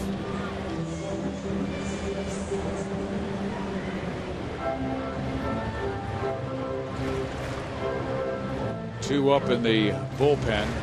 Tyler Robertson, who has been outstanding since coming up from the minor leagues, has been so tough on left-handers, and Reed, the right-hander. Perez to center field. Revere going back. He twists around but makes the catch. Hosmer retreats to first base. That ball was well struck. Good play by Revere. Thought I had a chance to get over his head. Misses up.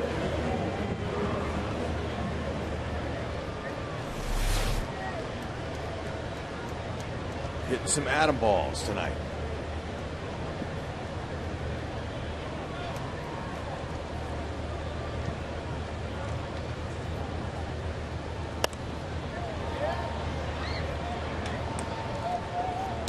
Okay, third time through the order now. Seeing some Royals swing at the first pitch, which is good. They've got a gauge on Blackburn. He's trying to get ahead of you, and they're just missing him.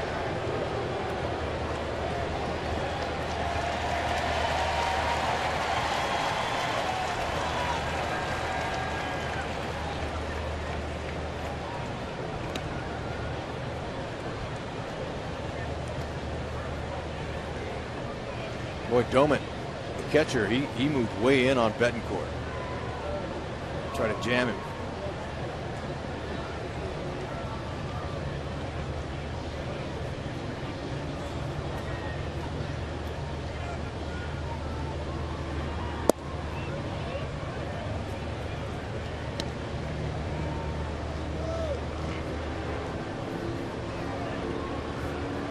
Betancourt grounded out in the second, struck out looking in the fifth.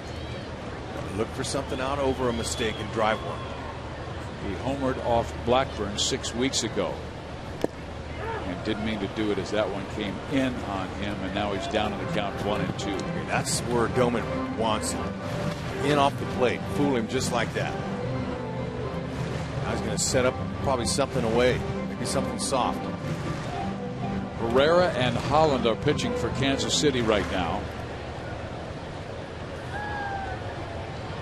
Hochevar has thrown 107 pitches in this game.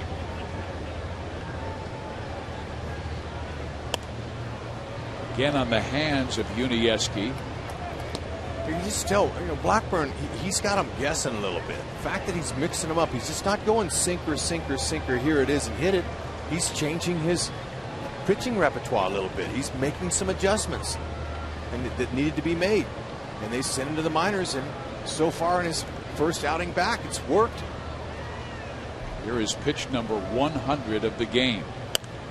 And it is lifted foul back and out of play, and Unieski kind of popped his bat with his right fist as if to say, I'd like to have that one back. Yeah, there's two of them he's missed that were up, and those are the ones he's looking for to drive. He just missed it. Twins have 1 run on 5 hits. The Royals 0 on 6.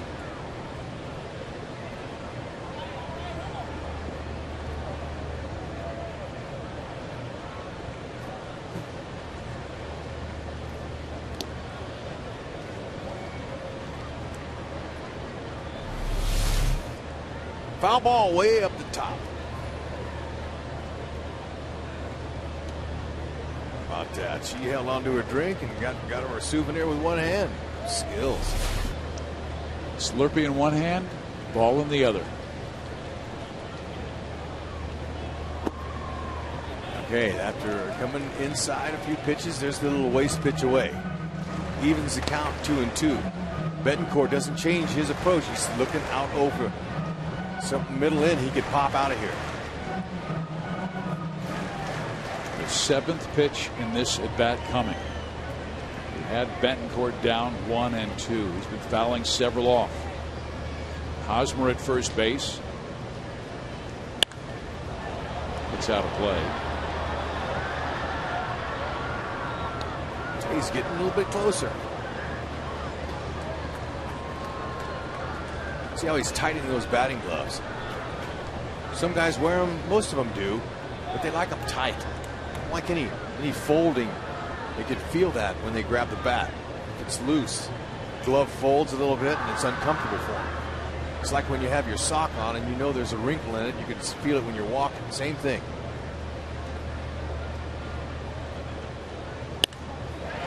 That's a base hit to left field. Hosmer heading towards third. They'll send him home, and he will tie the game.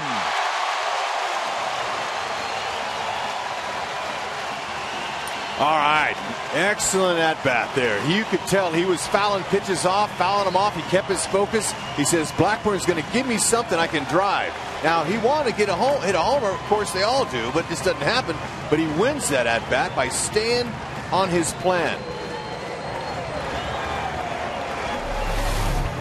And that was on the 8th pitch right here. A ball out over the middle, and he didn't miss that one. He missed a couple of the other ones, and he gets it by Willingham out there, who tried to get it the first time, and the fact that he missed is able to score Hosmer. Look at Eddie Rodriguez saying, get going. So Royals will bring on Chris Getch to pitch run for Unieski Betancourt. Great job by Uni. So Blackburn, who pitched so well in this game for 6 2/3 innings, shutting out the Royals, gives up a run in the 7th, and the man at second belongs to him. Right now it's a Chevy call to the bullpen.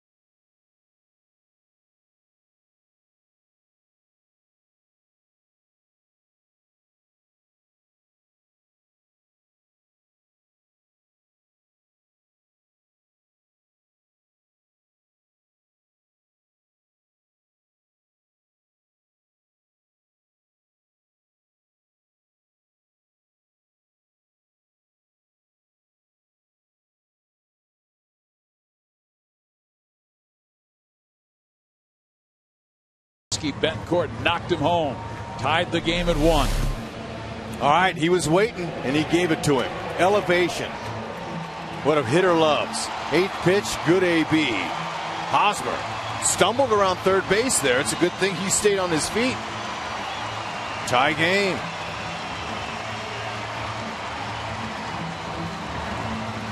Now Gordon's going to step in against Tyler Robertson. Has got a good fastball, slider, and a changeup. He's pretty effective. He throws strikes. They got Getz out there. Has a little bit better foot speed. Try to bring home the potential go-ahead and winning run. Alex Gordon takes the first pitch. The reason they brought out Robertson, he's been so tough on lefties since his recall from the minor leagues. He's faced 19, only 4 have hits. 1 has gone yard. Robertson, big, strong, 6'5", 257-pound lefty. And gets a strike across to Alex. 1 ball, 1 strike. Gordon with a 9-game hitting streak. Gordon wasn't really sure about this one. He thought it might have been a little bit elevated.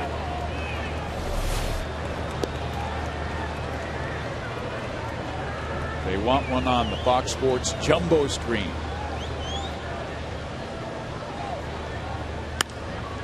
Good swing on a high pitch. The count is 1 and 2. They'd like it on the Jumbo screen, but Gordon would like just a lousy single.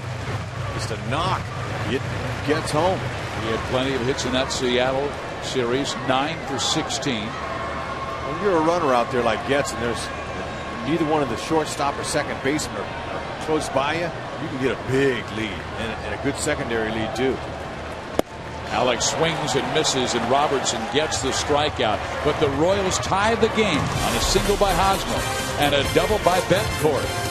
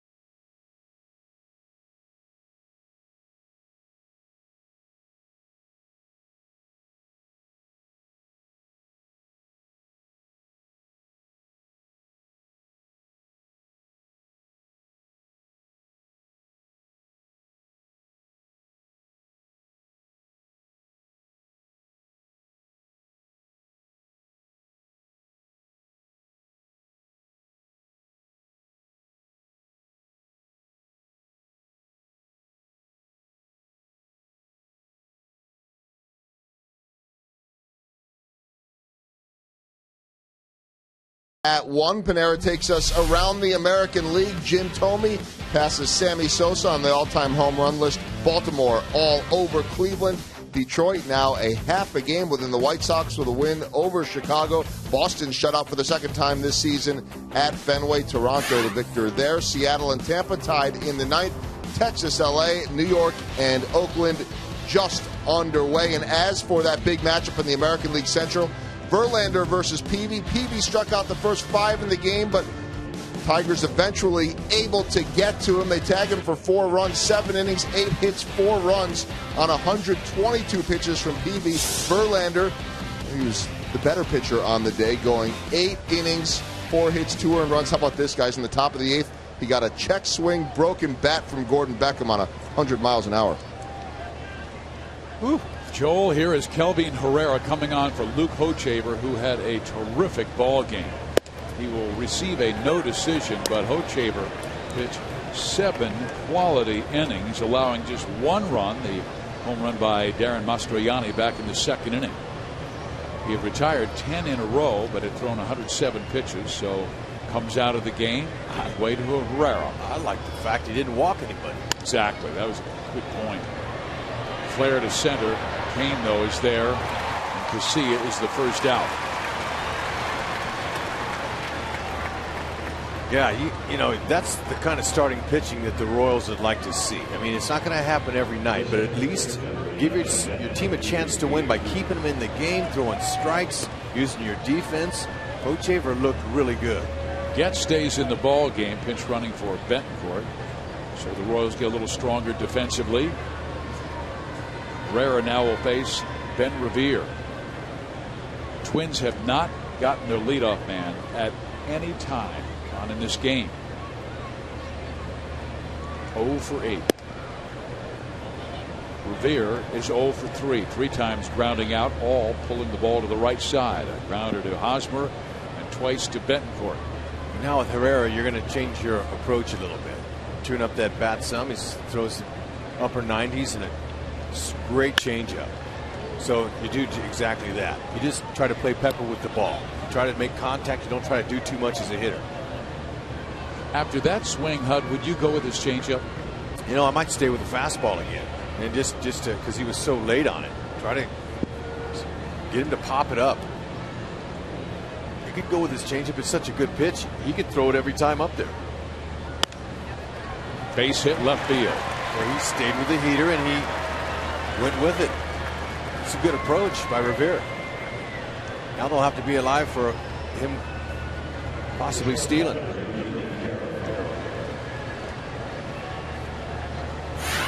The Royals, Fox Sports, and the state of Missouri are teaming up to help you stop smoking now. The state of Missouri tobacco quit line, call 1-800-QUIT-NOW. Good crowd on a Friday night, game 1 of a 3-game series with the Twins and Royals. Herrera gave up a base hit to Ben Revere, and he has outstanding speed with 20 steals and 25 tries. Oh, Herrera doesn't need to worry about Rivera. Just get that ball home to Salvi. He'll take care of Rivera. Carroll takes strike 1. He is 0 for 3, 3 times grounding out. Mike Trout of the Angels leads the American League in stolen bases with 30. Revere tied with Jason Kipnis for 3rd. 0-2.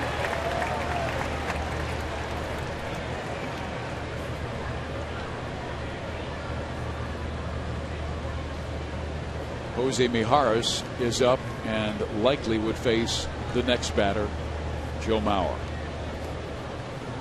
Hey, Jamie Carroll, he's not a power threat, so the defense in the outfield playing him to the opposite field because the hitter's going to be behind a hard mid-upper 90s fastball. You see where Kane is all the way up. They're playing him shade that area. Now you see it's a big old wide open gap right there, but they're not counting on Carroll pulling his pitch. That's why they're giving him so much room out there. They're thinking he's going to hit that ball to the right side.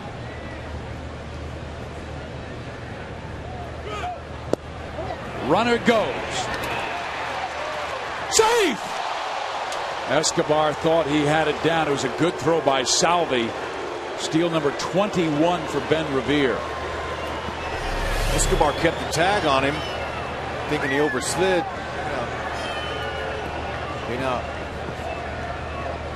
Revere just kept his back foot on the base as he almost overslid, but he got in there. Good call by Eric Cooper, the second base umpire.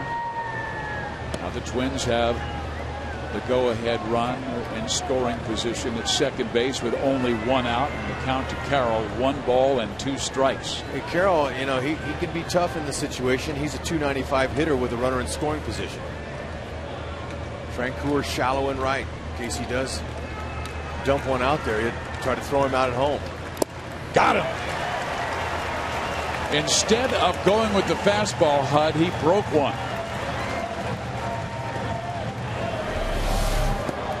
Yeah, fooled him. That's that changeup. Good down and in action. Carroll not real happy.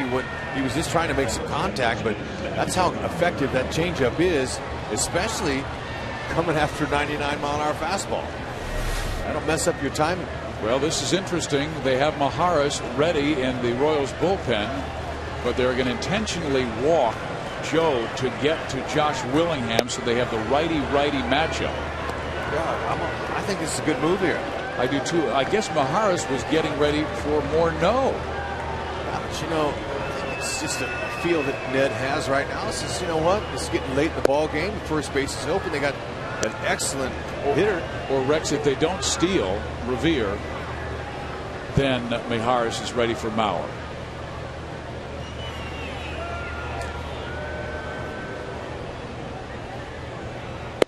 Well, it's really pick your poison. Both have been extremely hot, Joe Mauer. And you're exactly right. That's where it comes to the gut feel of the manager. It's his decision on what he wants to do. Had Revere not stolen the base, I'm sure Mijares would have come in.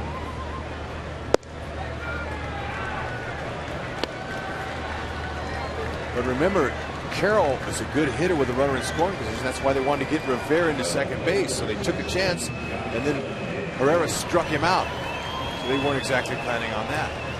Josh Willingham is a .298 batter with runners in scoring position, and he has 2 guys on. He has hit in 7 straight games, 8 because he got a base hit earlier tonight, and in that time he's batting over .440.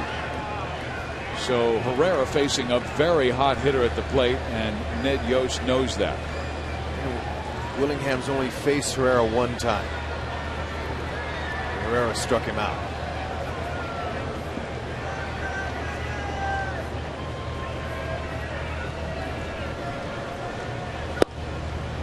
First pitch changeup, ball 1.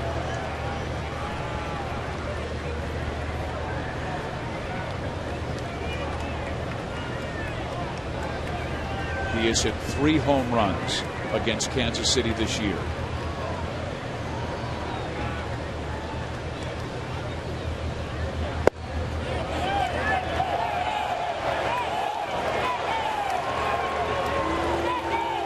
Good spot on the inner half. That pitch has not been called much of the evening. Should have crossed the plate somewhere, but didn't give it to him. Back-to-back off-speed pitches. Willingham probably sitting on that fastball. It's like Perez wants it up. No, he throws it down, and now it's 3-0.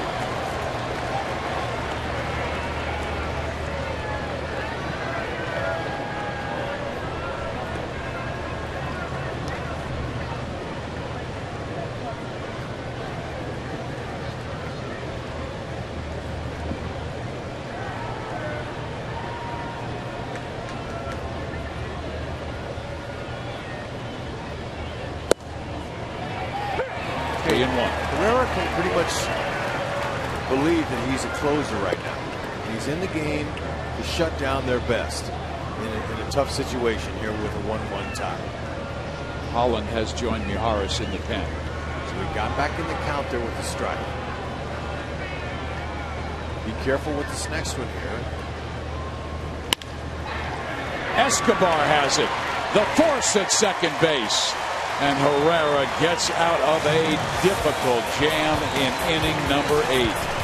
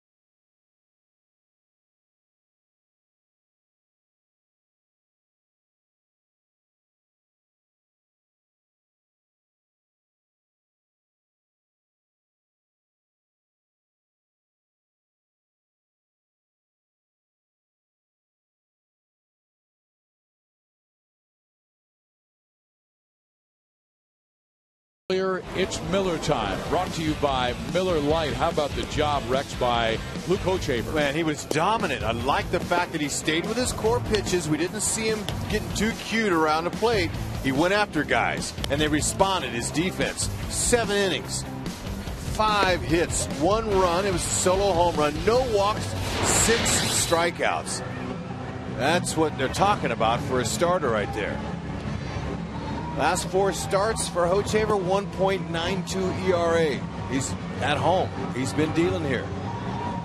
Jared Burton takes over for the Twins here in the 8th inning, and they have gone with a combination, Rex, of who will close and who will set up.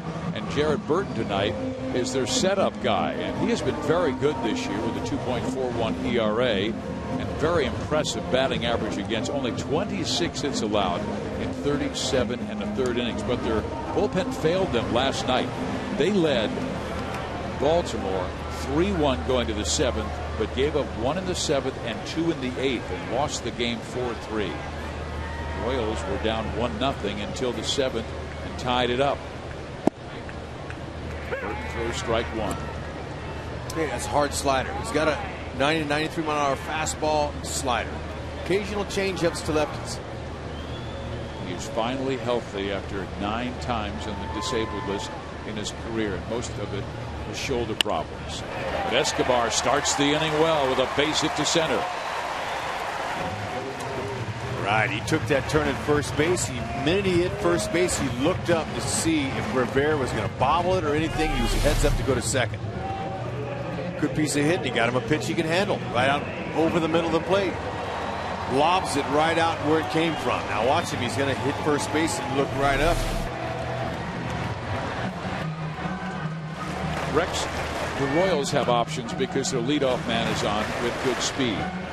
Would you steal Escobar, who is 14 for 16 this year? He would open up first base. It depends on how quick Burton is home. When he comes set, he gets the ball home. It depends on, usually if it's at 1.3 seconds or greater, it gives the runner a chance to steal the base. Now, first base coaches have a stopwatch in their hand, and they're able to time that.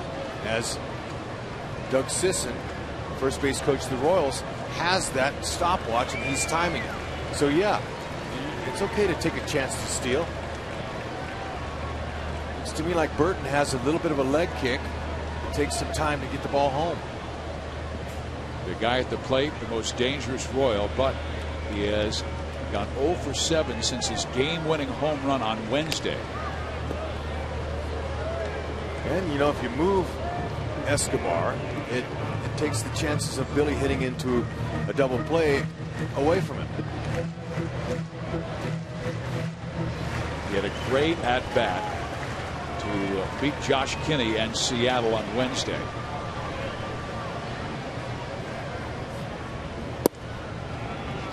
One ball, one strike. That was the count when he hit the home run that won the game on Wednesday. Okay, that's middle in. There it was. Timely.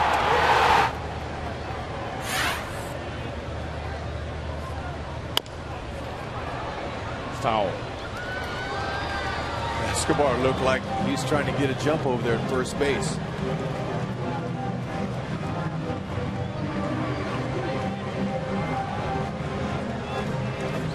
See what he has done in the clutch. He's come up with so many key hits this year. Big home runs against St. Louis, against Boston. And on Wednesday, it was Seattle who was the victim. Hey, Burton has a nice quick pickoff. He's got quick feet, throws a dart over there at first, so that'll keep Escobar from getting a big lead.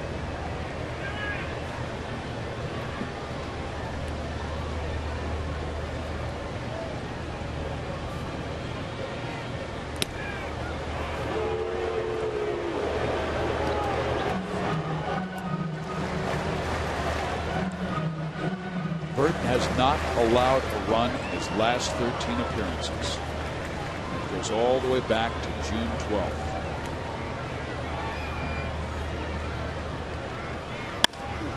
Up the middle. Trouble.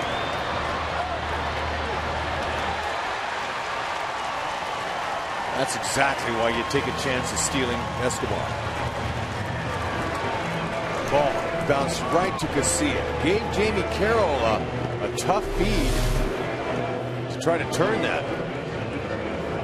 But Carroll, he knew who was running, so he had a little bit more time and just gets Billy by a step. See how Carroll had to adjust and have some quick feet to get himself going back to first base. It's nice turns by Carroll. So it is up to Mike Moustakas. He has gone deep 16 times this year.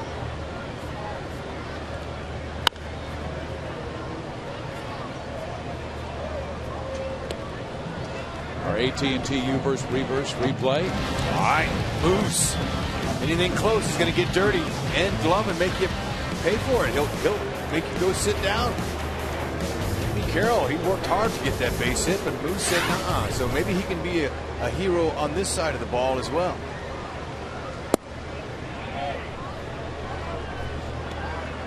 Hard slider in on his hands.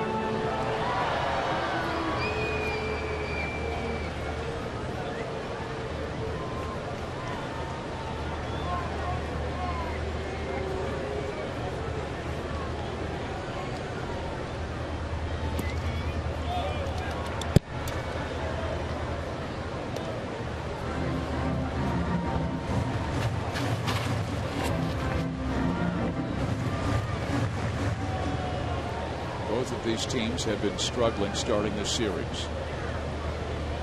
The Twins had dropped 9 of their previous 12 games. The Royals 8 of their last 11.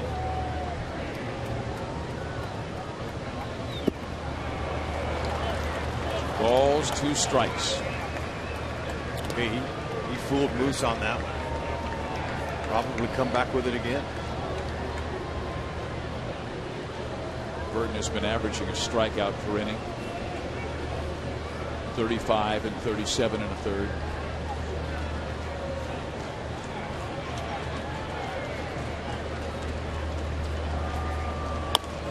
And he rolls that one back to the mound. Burton fires at first base. The inning is over. What started out so promising ends in a double play. Comebacker to the mound.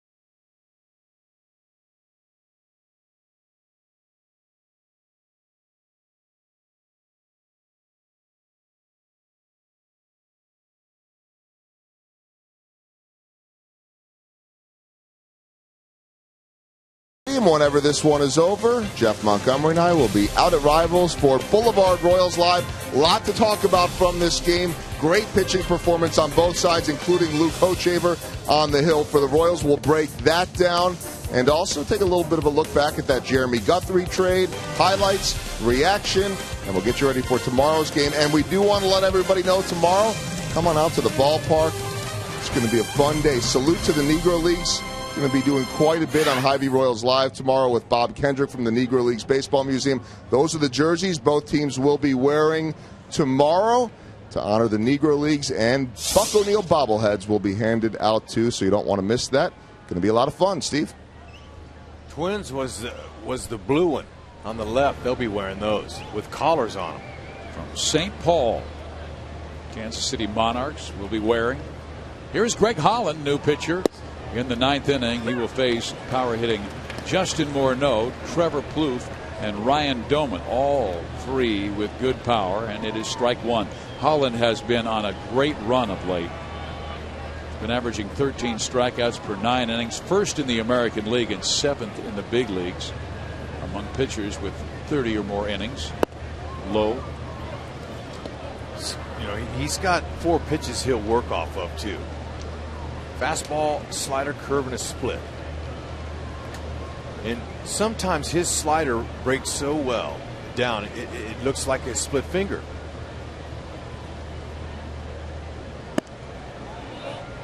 That was a split there that didn't work.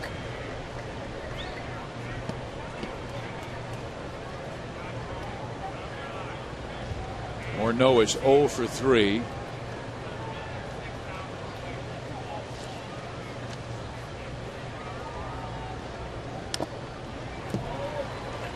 Yeah, some good movement on that pitch. You see Salvador Perez setting up. He's not setting on corners. He's setting right down the middle. So he's just letting Holland know to go ahead and execute your pitches and let the live action on the pitch do its work.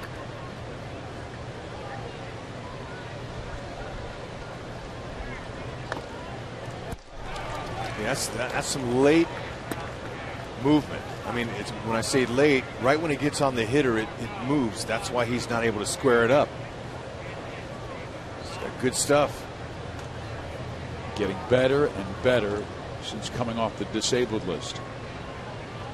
Salvi wanted him to shake. Got him.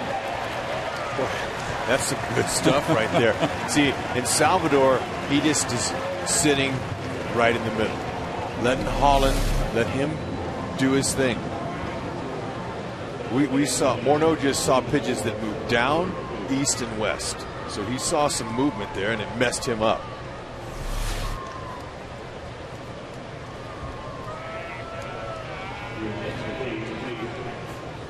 This could be the final chance for Trevor Plouffe to extend his hit streak to 18 games.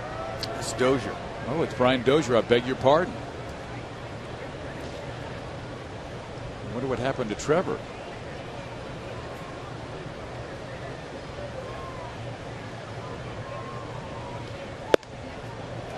Well, whatever. Plouffe had a chance in his last at bat when he hit that ball up the middle and Hochevar snagged it. And I said right then, hey, look, maybe that might be the end of his 17-game hitting streak, because he's getting towards the end, but I don't know why he's out. Yeah, we did not expect this because Plouffe has been their hottest hitter.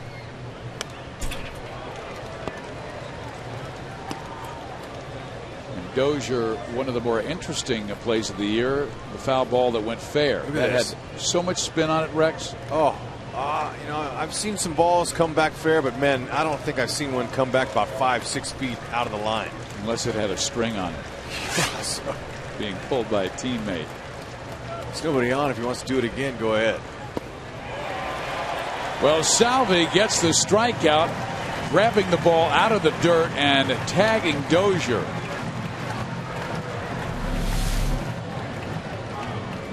Excellent stuff by Holland. Good movement tonight. You see, he's making hitters look pretty bad. They're off balance. And you know, he has the makeup and the stuff to be a closer. He's 26 years old. Had a brilliant year as a setup guy last year. Ryan Domit, dangerous hitter. Ball one.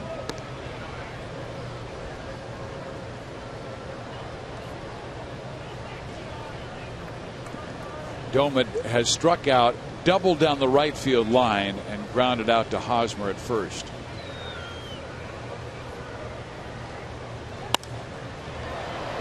Down the left field line into the corner and twisting foul. Might have had the distance, but just a little bit late on it. And it had the spin to take it foul.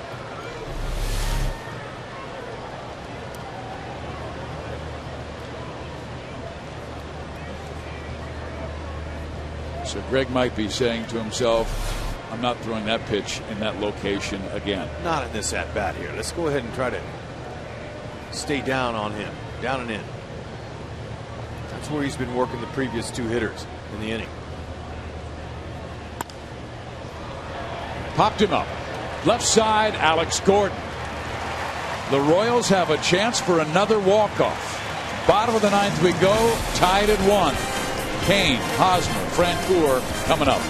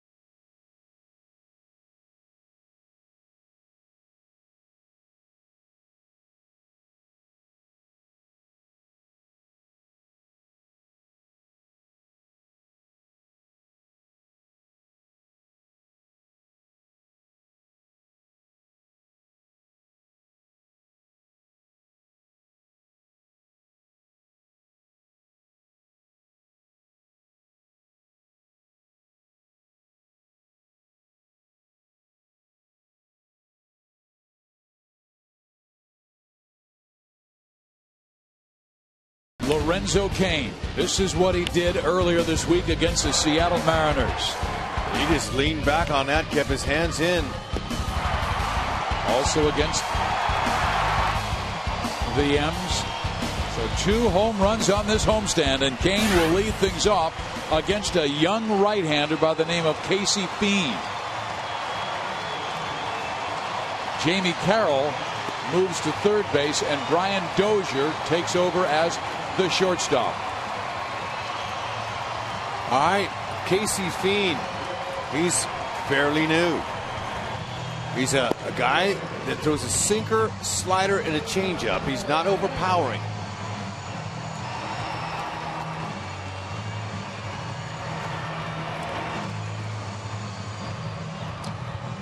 Gardenhire is trying to save Perkins in case they have a lead. Jared Burton and Glenn Perkins have been sharing that closer's role. We saw Burton last inning, and now it's Bean. Casey has pitched in 4 games and has not allowed a run in 6 1/3 innings.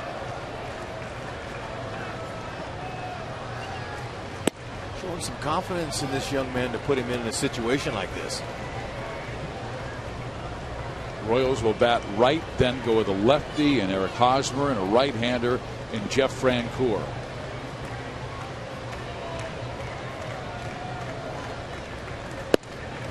Found the zone, 1-1.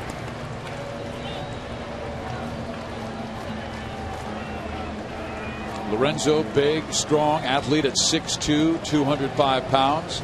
Casey Fiend at 6'2", 205 pounds. In there, 1 and 2. Really nice location. Hitters can't do much with that.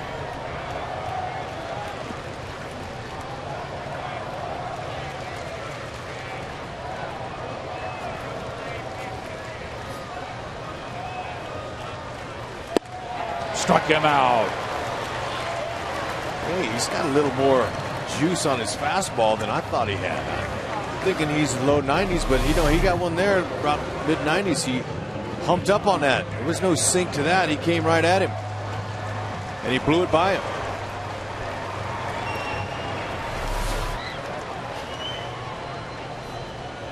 Now Eric Hosmer, who had 2 hits yesterday and has 1 today, and tied the game on Bentoncourt's double in the 7th.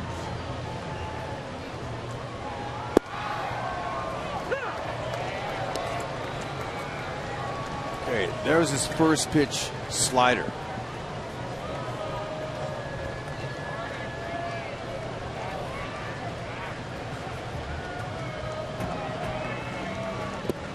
Just heard the report on Trevor Plouffe.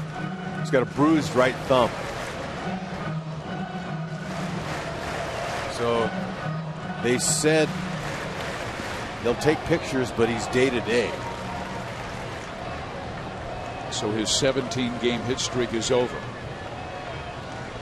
Aren't we all day to day? Yes, indeed. You are hour to hour, though. No doubt. Sure would like to come out of my seat here for something large off of Hosmer's bat. It would be good. Now, I like this kid Fiend. The reason he's been so successful in just his short time up is that he throws strikes. He comes in and pounds the strike zone, and he's got some movement. He's locating.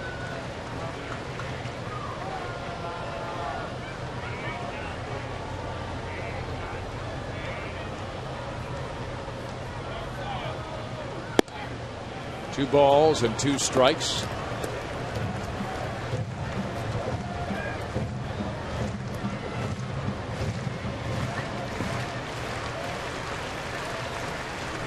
Kevin Seitzer, his teacher, hoping he gets a good pitch to hit. Fouls that one out of play. Too tough to take. Too close to the zone, so he's able to spin it back into the seats, giving himself another chance. And that's not exactly a 2-strike swing either. He looked like he was trying to walk one off.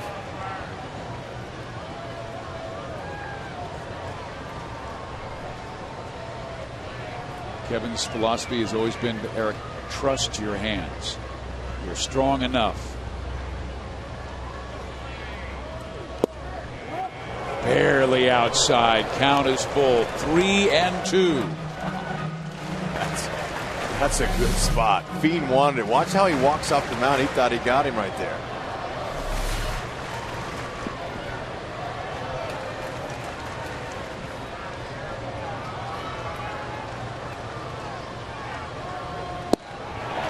Got him. And he took a little bit something off of his fastball there. See, that one was 90. The previous one was 94. So no wonder he's changing speeds off his fastball. And you look at the Fox tracks, he was all over home plate against Hosmer.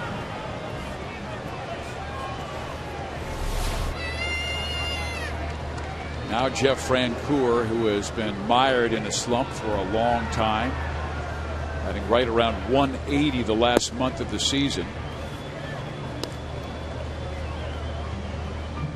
He only has 3 RBIs in the last 4 weeks. He had that 3-run home run against the Rays in the final game of that series.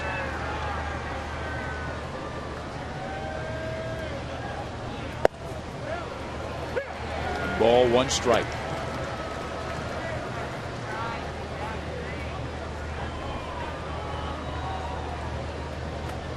Frenchie singled his first time up, popped up to right field in the fourth, lined out in the seventh. 1-2. This is game one of a 3-game series. Tomorrow night at 6 o'clock, Diamond goes for Minnesota, Mendoza for the Royals. The new acquisition Jeremy Guthrie goes for Kansas City on Sunday against Samuel Deduno.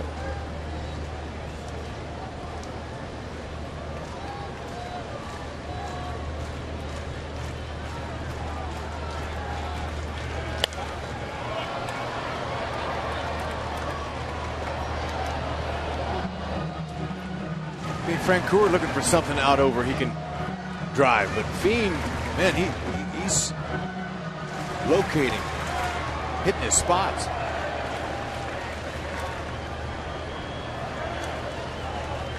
Constantly ahead. No wonder Gardenhire brought him in here in this situation.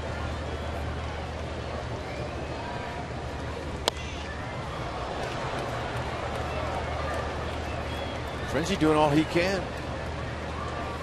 Fighting off the borderline pitches.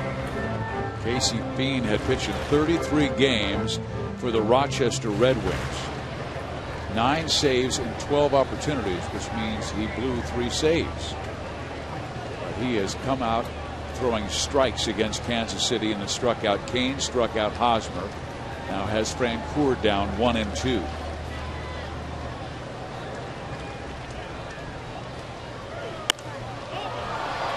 Skied in the air, right center field. Second baseman KCA makes the catch. We are headed to extra innings here in Kansas City.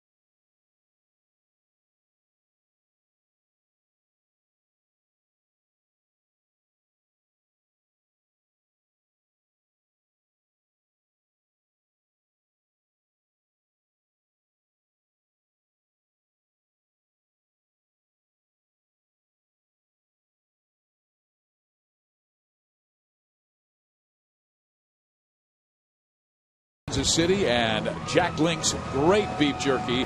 It's the official sponsor of Extra Innings. The Twins and Royals are tied at 1. Minnesota scored on a home run by Darren Mastroianni way back in the second inning, and the Royals tied it in the 7th on a single by Hosmer. 2 outs later, Bencourt doubled to left. Gerard Dyson comes in to take over for Lorenzo Cain in center field.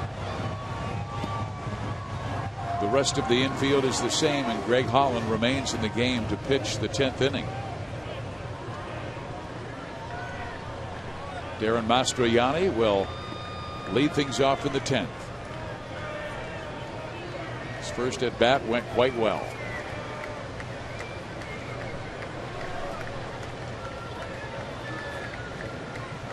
I like the fact that Lorenzo Cain and Dyson are kind of splitting some time right now in center field. Cain getting most of it. He's more of an offensive threat.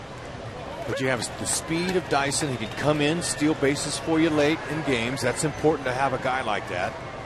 And also, well, Lorenzo Cain's getting his legs underneath him and getting a little bit better playing shape after missing 70-something games.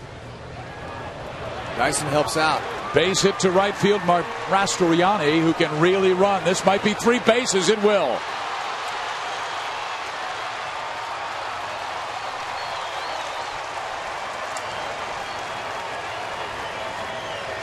All right, that's a triple all the way. Now Frenchie didn't play it, didn't get it off the first carom. That was able to get him there. But that's a pitch that we haven't seen from Holland in the last inning. He didn't make one mistake. Now that one was elevated. Mastroianni was on it. You see Frenchie chasing that ball around the corner there. And Mastroianni runs well. He's got him a leadoff triple. And now you have a tough hitter at the plate. AT KCA, a contact guy, but also a very good bunter.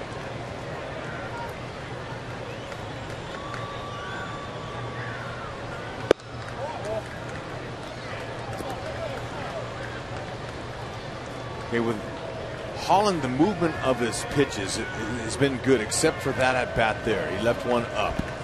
So if you think about a suicide squeeze with KCA and the movement of Holland, and KCA can't get the ball down, then they got an out. I think he's going to let him swing. That's what he's doing here. The infield is in. Moustakas at third. Escobar on the edge of the grass at short. Gets at second. And Hosmer at first. A CL 195 hitter with a runner at second base and beyond. So Holland needs to go to work here and see if he can get a strikeout.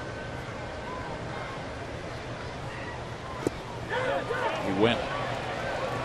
1 ball, 2 strikes. Salvador pouncing on that ball. Says no way that ball's getting back to the screen. Great job of, as big as he is, he's very agile. Soft hands. It's exactly where he wants to block the ball and keep it, right in front of him.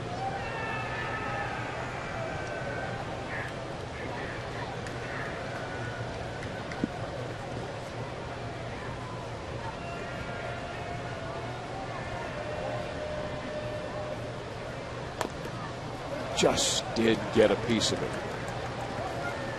In the game against Seattle that Kansas City won on the Billy Butler walk-off, there was a play that allowed the Royals to have that opportunity.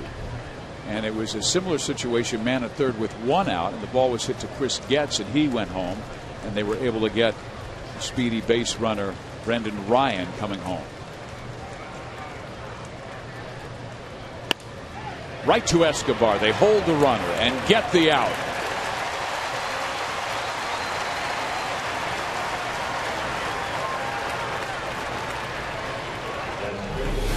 He had him positioned exactly where he wanted him.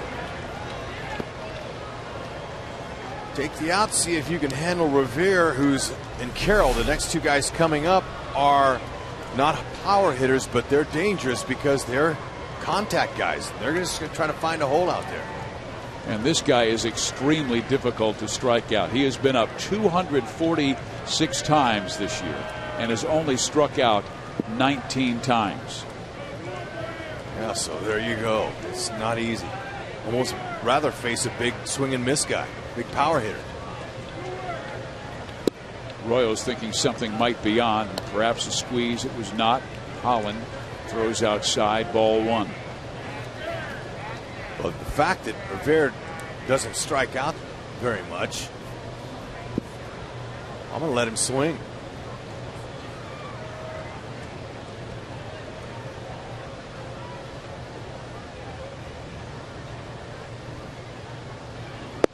Royals again pitch out. Now it's 2-0. Okay, there's some cat and mouse going here with the managers. There's not a lot of so-called X's and O's when it comes to managing in the American League. Pitchers don't hit, so you don't have a lot of pinch hitting. But right here, they're thinking one guy's going to squeeze. Ooh, and Rivera let him go.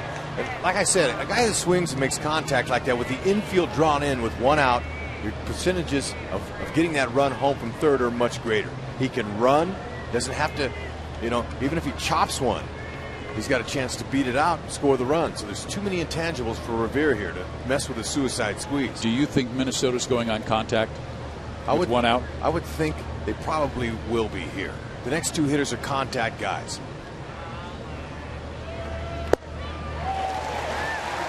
Holland gets back in the count after they pitched out the first two. He was 2-0, and then now he's come back to make it a 2-2 count.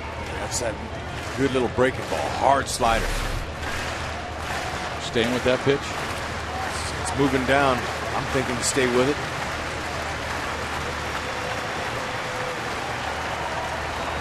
He handled Herrera's fastball in his last at bat. He slapped it through the hole.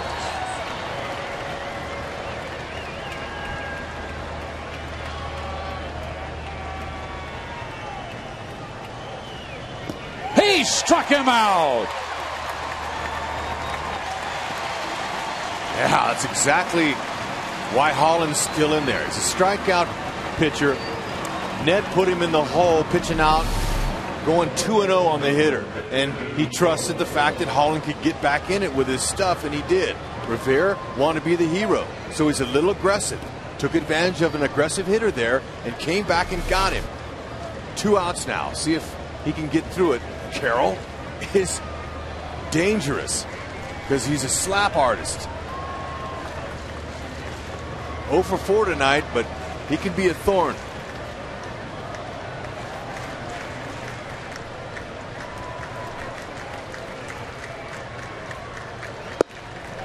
Strike one. Boy, that's a nice pitch there. That just took something off of it, but had enough break to come right across the plate.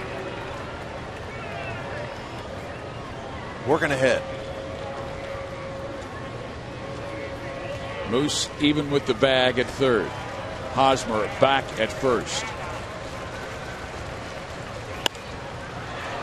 Out of play. This Holland doing some outstanding pitching right here. Salvi's reinforcing the positive right now, saying, all right, good job, way to stay ahead. Now let's finish this guy off, get back in the dugout and win the game. Carroll chokes up on the bat. He has total control of that bat. He's just going to flick his hands out there, try to slap it anywhere.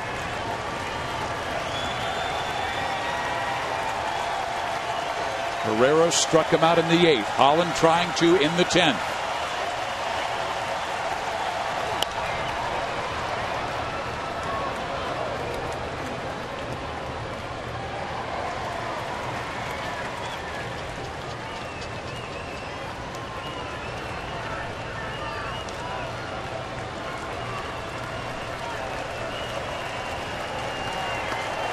Mastroianni led the inning off with a triple. A ground out and a strikeout have followed. Oh man, what a job by Greg Holland. Sensational job by number 56, Greg Holland. Man at third with speed, a ground out, a strikeout, and this.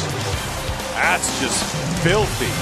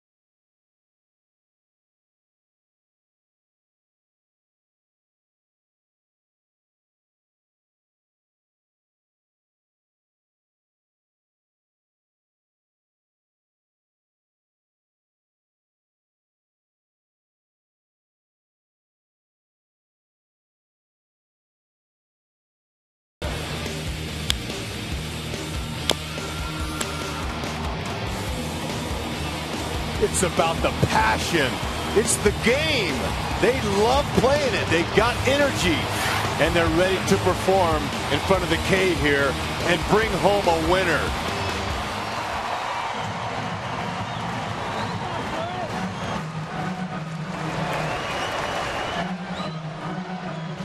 Loves to play the game, this young man right here, and it shows. Matter of time before the rest of the baseball world understands Salvador Perez and the value he brings.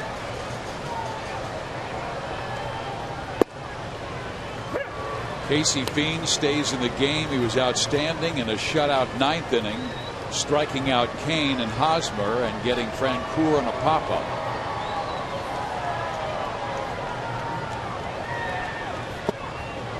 Perez has 1 hit in the night, came back in the 2nd inning. Outside of that, he has flied out to deep right field and flied out to deep center field. Fiend is a strike throwing machine. This guy just comes right in. Slider, he likes it. He's got a good hard firm fastball. He's now pitched 7 1/3 major league innings this year for the Minnesota Twins. He has struck out 5 batters and has no walks.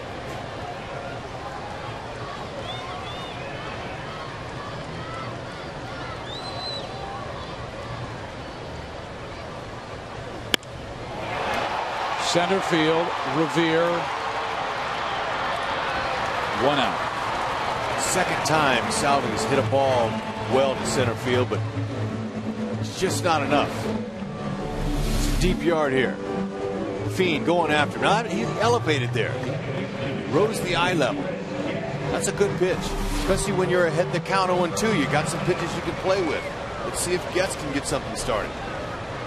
This is Chris's first at bat of the game. Came on to pinch run for Unieski Betancourt after Betancourt tied the game in the 8th inning. In the 7th inning, I beg your pardon. And then goes after the first pitch and skies one to Revere for the 2nd out. So who is this Casey Fiend, who has pitched like a fiend since coming up from AAA Rochester, who signed with the Twins as a minor league free agent in January with an invitation to spring training at the age of 28. Jonathan Broxton getting ready. Alex Gordon. It has been a long time since Alex has hit a home run. As a matter of fact, it has been 140 at-bats.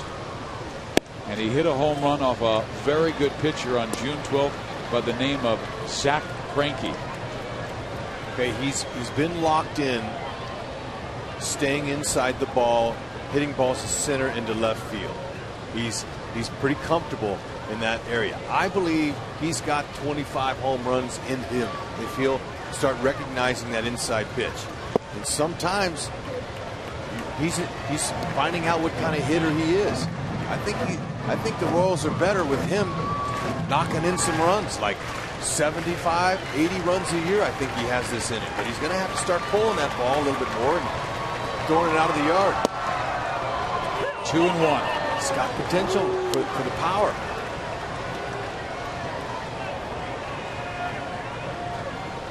Kansas City is 2-4 in extra innings. Minnesota 3-2.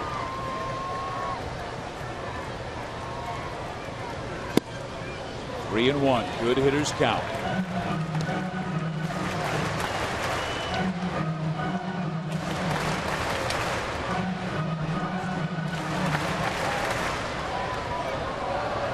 Kid hadn't walked a batter this year.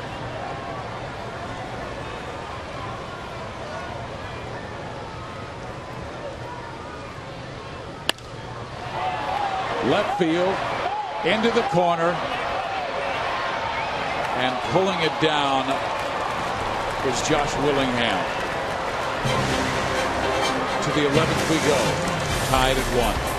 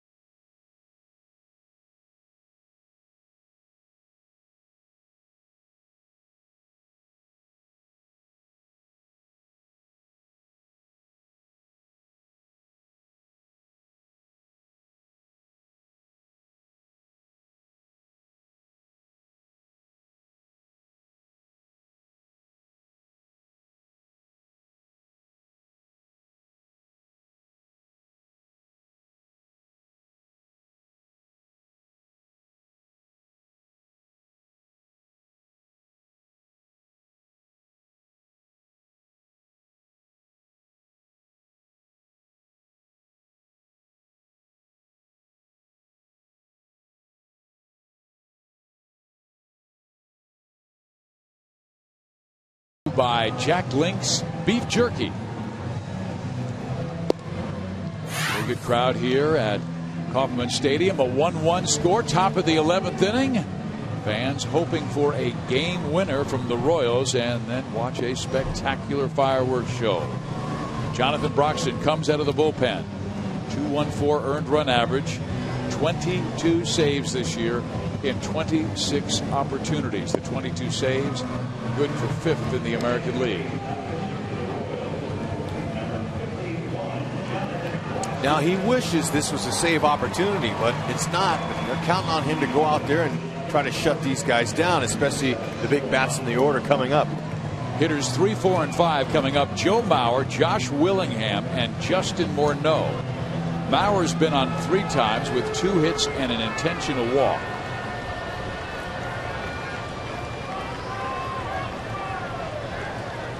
It's been a while since Jonathan pitched. His last outing was on the 14th against Chicago when he had a 1-2-3 9th inning save. Fastball, slider, curve, and you know it's safe to say that Broxton pitches to contact. Most closers don't, but he has this year. And he's had him place pretty well around the infield. He's got some double play balls, and he's had some guys hit right at him, but he's keeps the ball down. That's been the key for him. Only 23 strikeouts this year in 33 2/3 innings, and there was a time in his career where he would really pile up the strikeouts as a closer for the Los Angeles Dodgers. There's a 1-1 count with Joe Mauer.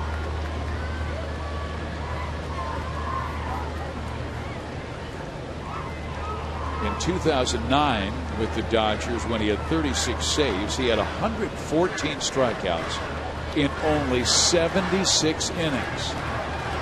So, you know, he's minus a few miles an hour, but still the same mentality.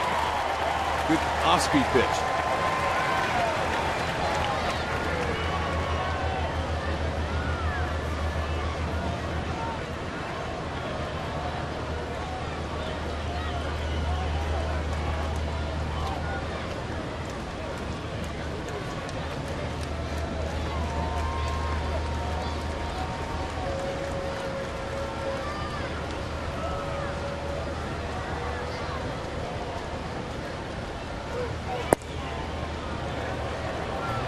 Dyson, he's shading left center field. That's exactly where Mauer hits that ball. See him at the top of your screen on the left.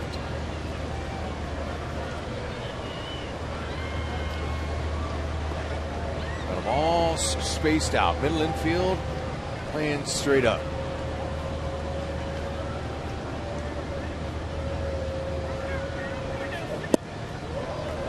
Three and 2. Mauer has one of the great eyes in the game. He's walked 47 times this year.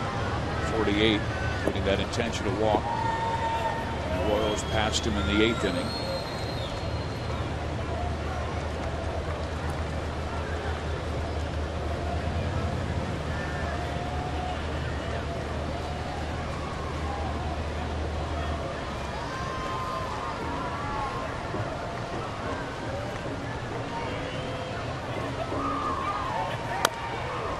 So, you know, Mauer gets on base.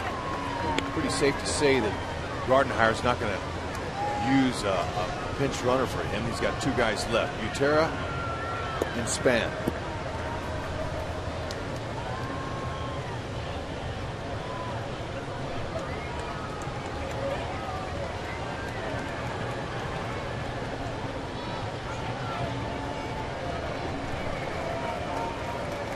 Neither one of them has had much experience playing first base.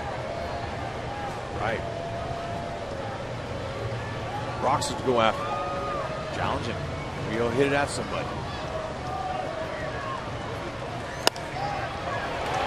He is like an artist with a paintbrush, and the field is his canvas. Gordon's throw, not in time. A leadoff double for Joe Mauer.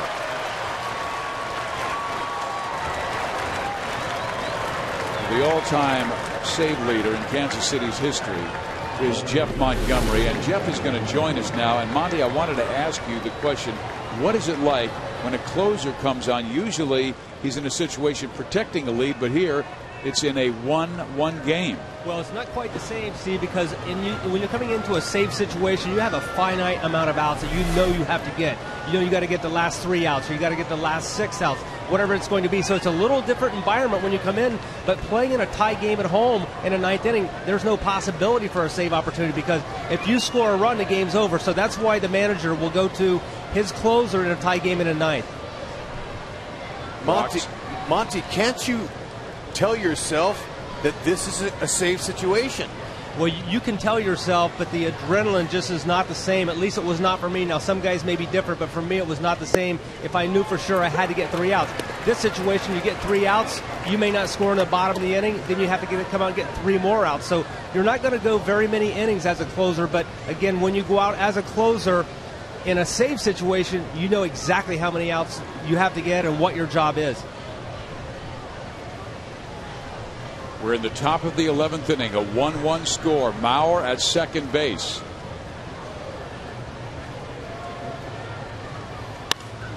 Willingham with a base hit to right. Mauer's going to come home. Francoeur will not make the throw. It's 2-1 Minnesota. Hey, Frenchie geared up to make a big throw, and he couldn't find the handle. Would have definitely had a shot on Mauer. Ball in the outer half. Willingham going to right field, which he doesn't do a whole lot. Watch Frenchie. He had him in his sights, and the ball just rolled up to the tip of his fingers, and he couldn't find the handle.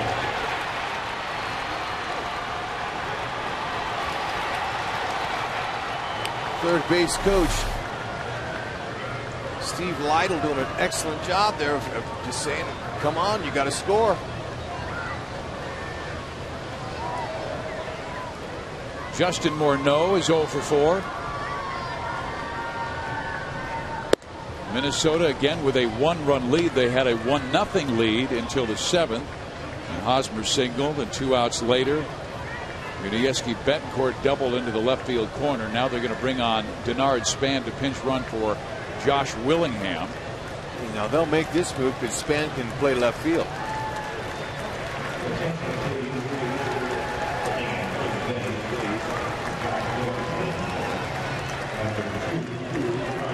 You told the story early that we weren't sure if Justin Morneau would be able to play the entire game because his wife was expecting. And as soon as he got the phone call, he was going to immediately leave for the airport where a plane is waiting for him.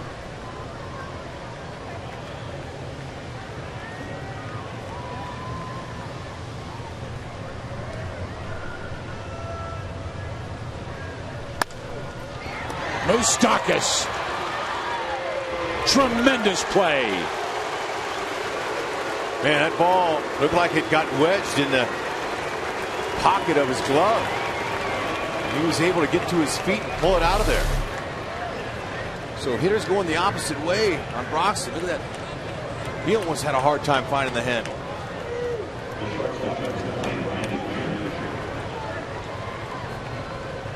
Well, that's a very delicate feel when you're coming up trying to find the ball in a deep glove like that. Third basemen have deeper pockets so they can get to more balls and have a bigger glove. So sometimes finding that grip could be a challenge, but Moose did at the right time there. And Broxton has not tricked one twin yet. A double, a single. Now a well struck ball by Justin Morneau. If not for Moustakas, it might be 3-1. Here's Brian Dozier.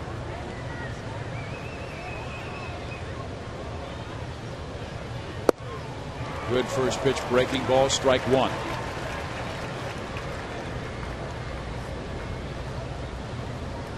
Normally in this situation it's Trevor Plouffe, but we told you Plouffe after 3 at-bats was taken out of the game because of an injury to his hand, and he is day-to-day, we were told. So Dozier got the call, moved to short. Carroll went to third. Runner goes. Broxton has him picked off. And a low throw that Moustakas grabs and tags Span as he comes into him. 2 outs. All right, Chris Getz, the second baseman, he smelt a rat. Okay, he broke into second base thinking Span was going to try to attempt to go to third. And when Broxton saw Getz break to the bag, that's when he did a little turnaround, inside-out move. And Moustakas, with sweet hands, was able to pick the short hop throw. There's that little inside out. Just held on a little bit long, but Moose was able to pick it. Big out.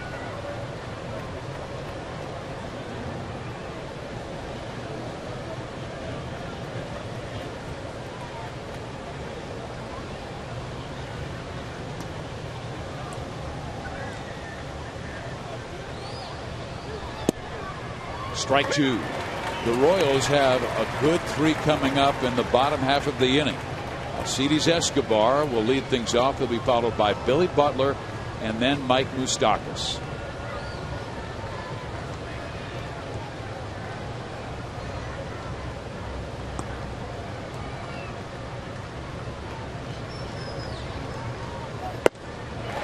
Broxton strikes him out. But a double by Maurer, a single by Willingham gives Minnesota a 2-1 lead.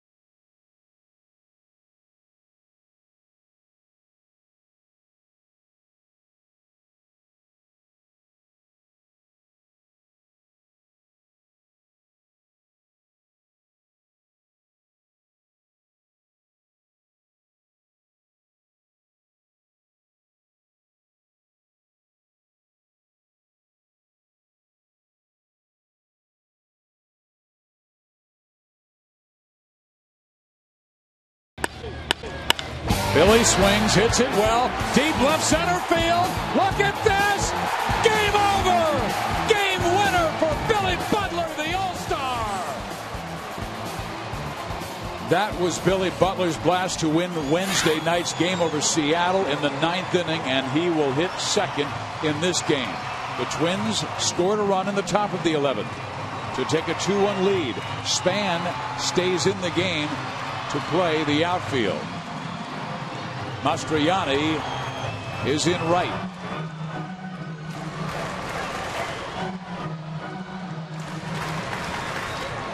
What they've done is they moved Mastroianni from right to left, and Ben Revere has gone to right field, and Span is now in center. And here is Alcides Escobar. Esky has 2 hits in the game, a double back in the first inning and a single in the 8th. That'll help.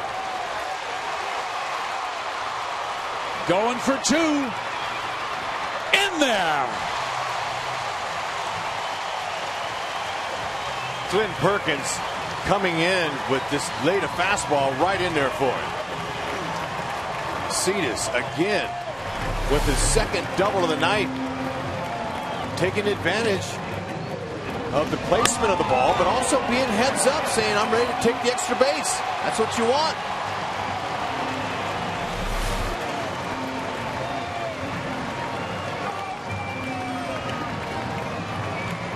The hero from Wednesday, will Perkins pitch to him? You would think he would. You don't want to put the winning run on with Mike Moustakas out, but we'll see. This is a guy versus Glenn Perkins, who has been very successful. 5 for 12.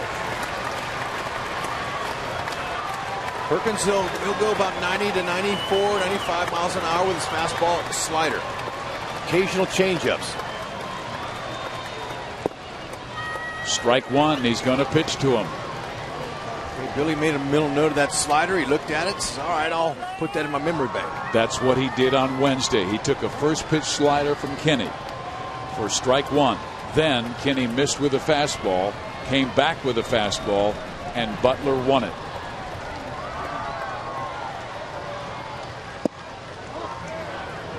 Came in with the same pitch and missed.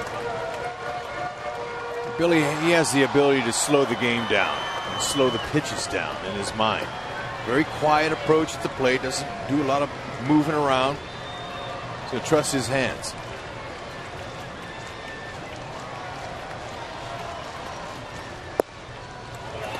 Two and one.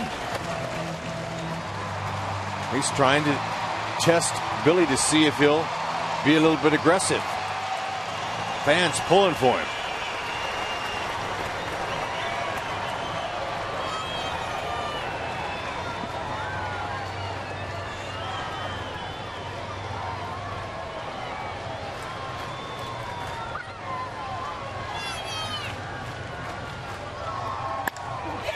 Line drive to right field. Revere takes it. Escobar tags. He's going. There's the throw. It's wide, and Escobar is safe. Wow. Billy Butler, he did the right thing trying to knock that ball to the right side to get him to third, but Escobar was halfway. He thought it was going to fall in. So Escobar does a great job of getting back to second base, tagging and going a little bit late. But a heads-up base running play there by Escobar. Gets the tie-in run at third base here with Moose and the infielders drawn in. Moustakas is 1 for 4. Left-handers hit .283 off Perkins this year. Took strike one down the middle. See that right there? He's got some good numbers for this situation. Think middle of the field. To second base. KCA coming home. Escobar is out.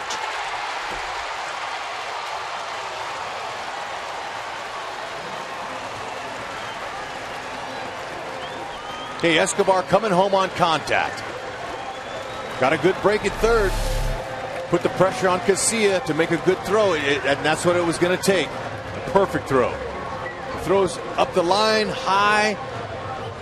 He'll get in there safely, but that ball was right there, and Domit's able to put the tag on him.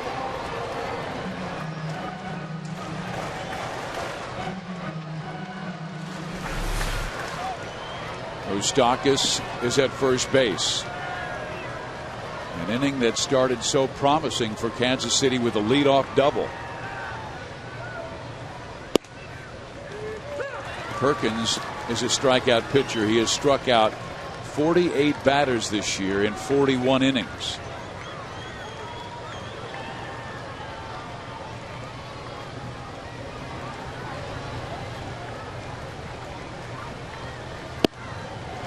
He's down in the count, 0-2.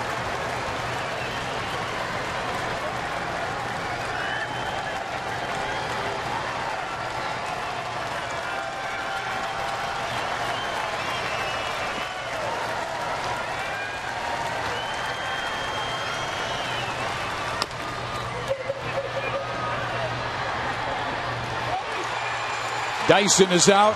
Minnesota wins game 1 of this 3-game series. Wow. Tough loss here.